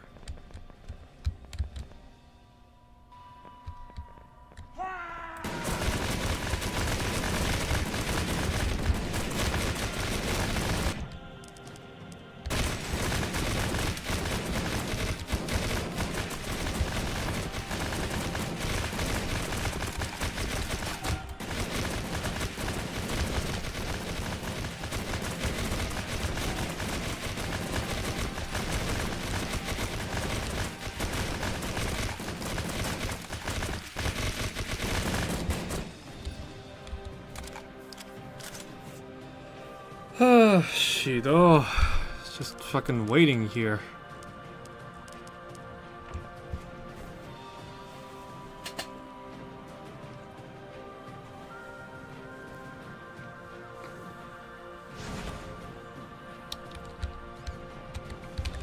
Just see fucking Pan just laying face down right now. Jeez.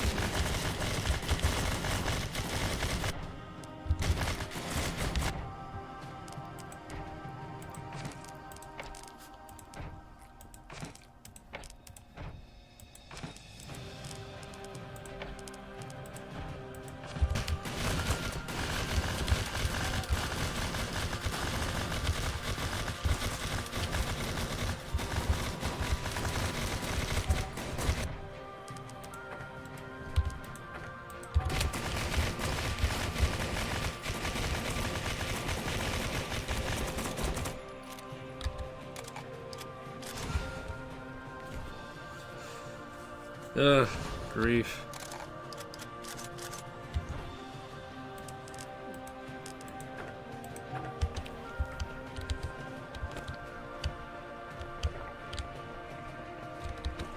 Just going section by section right now.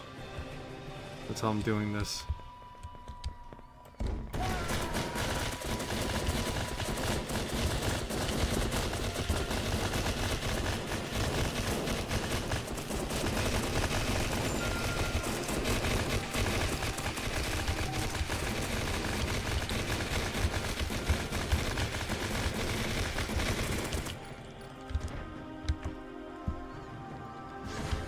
Ay, shit. Oh, fucking hell.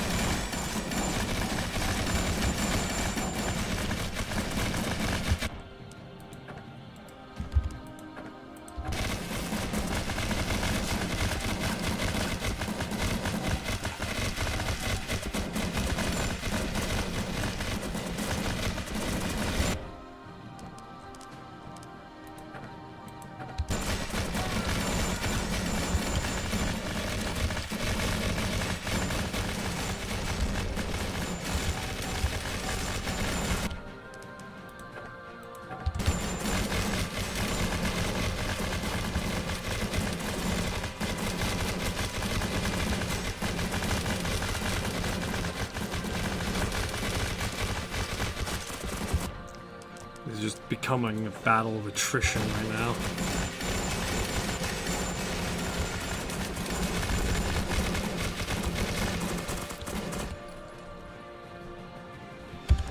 This is a battle of attrition in the most literal sense of the word. Jeez.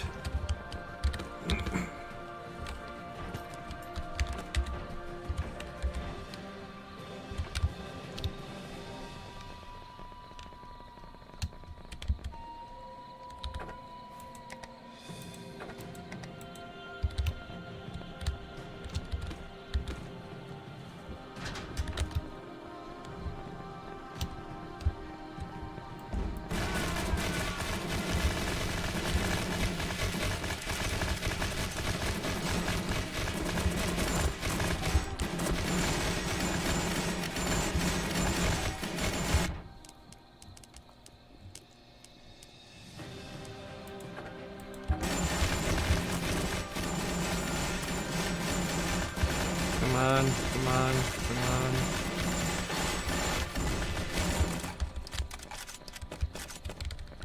Ugh, boy. How much stuff did I get now? Just a decent amount, I'd say.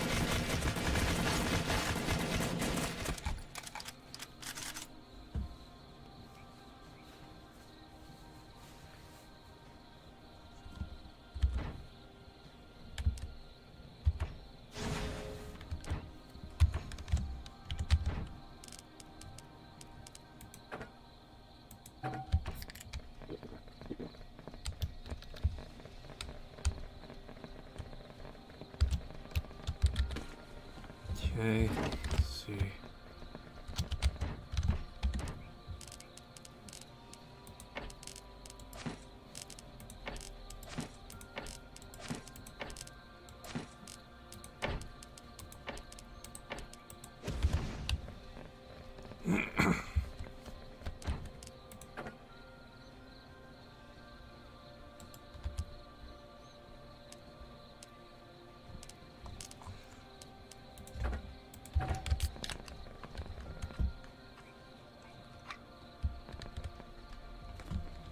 Alrighty, here we go.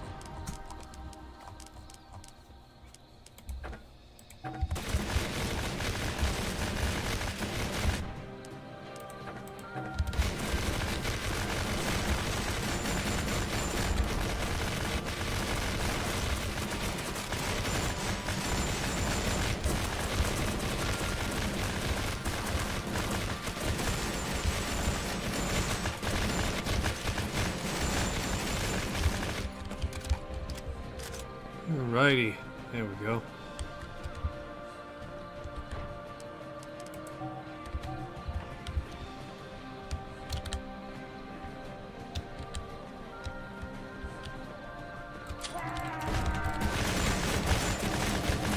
Well, time to go down the blaze of glory, I guess.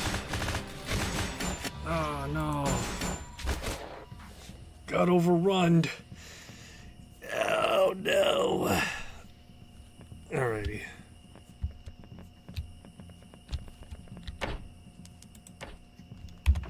I need 36 PCP piping. Do you have that on hand?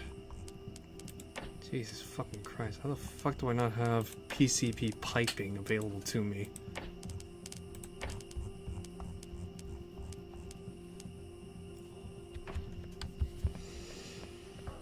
Oh well. What can you do, I guess?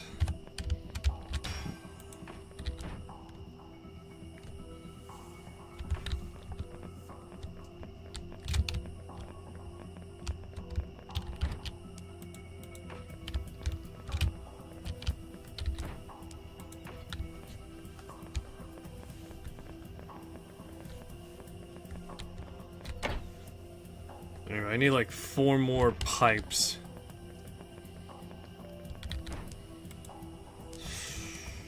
Boy, 4 more pipes, and I can't exchange anything whatsoever for those pipes. I don't have enough fucking gems as well. That's the more fucked up part of it all.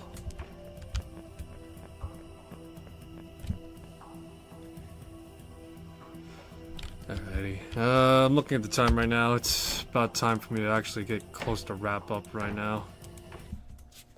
So, that'll be all for this one. Thanks for stopping by. Hope you enjoyed the stream. If you want to see more, I'll be doing so again at another point in time. Whenever that will be. Because I am going to be working again. So, I'll be back on an inconsistent basis until I can get a more secure time. So yeah. Thanks for stopping by. Hope you enjoyed the stream. I'll see you next one, whenever that'll be. Till then, take care of yourselves. I'll see you soon. Bye-bye.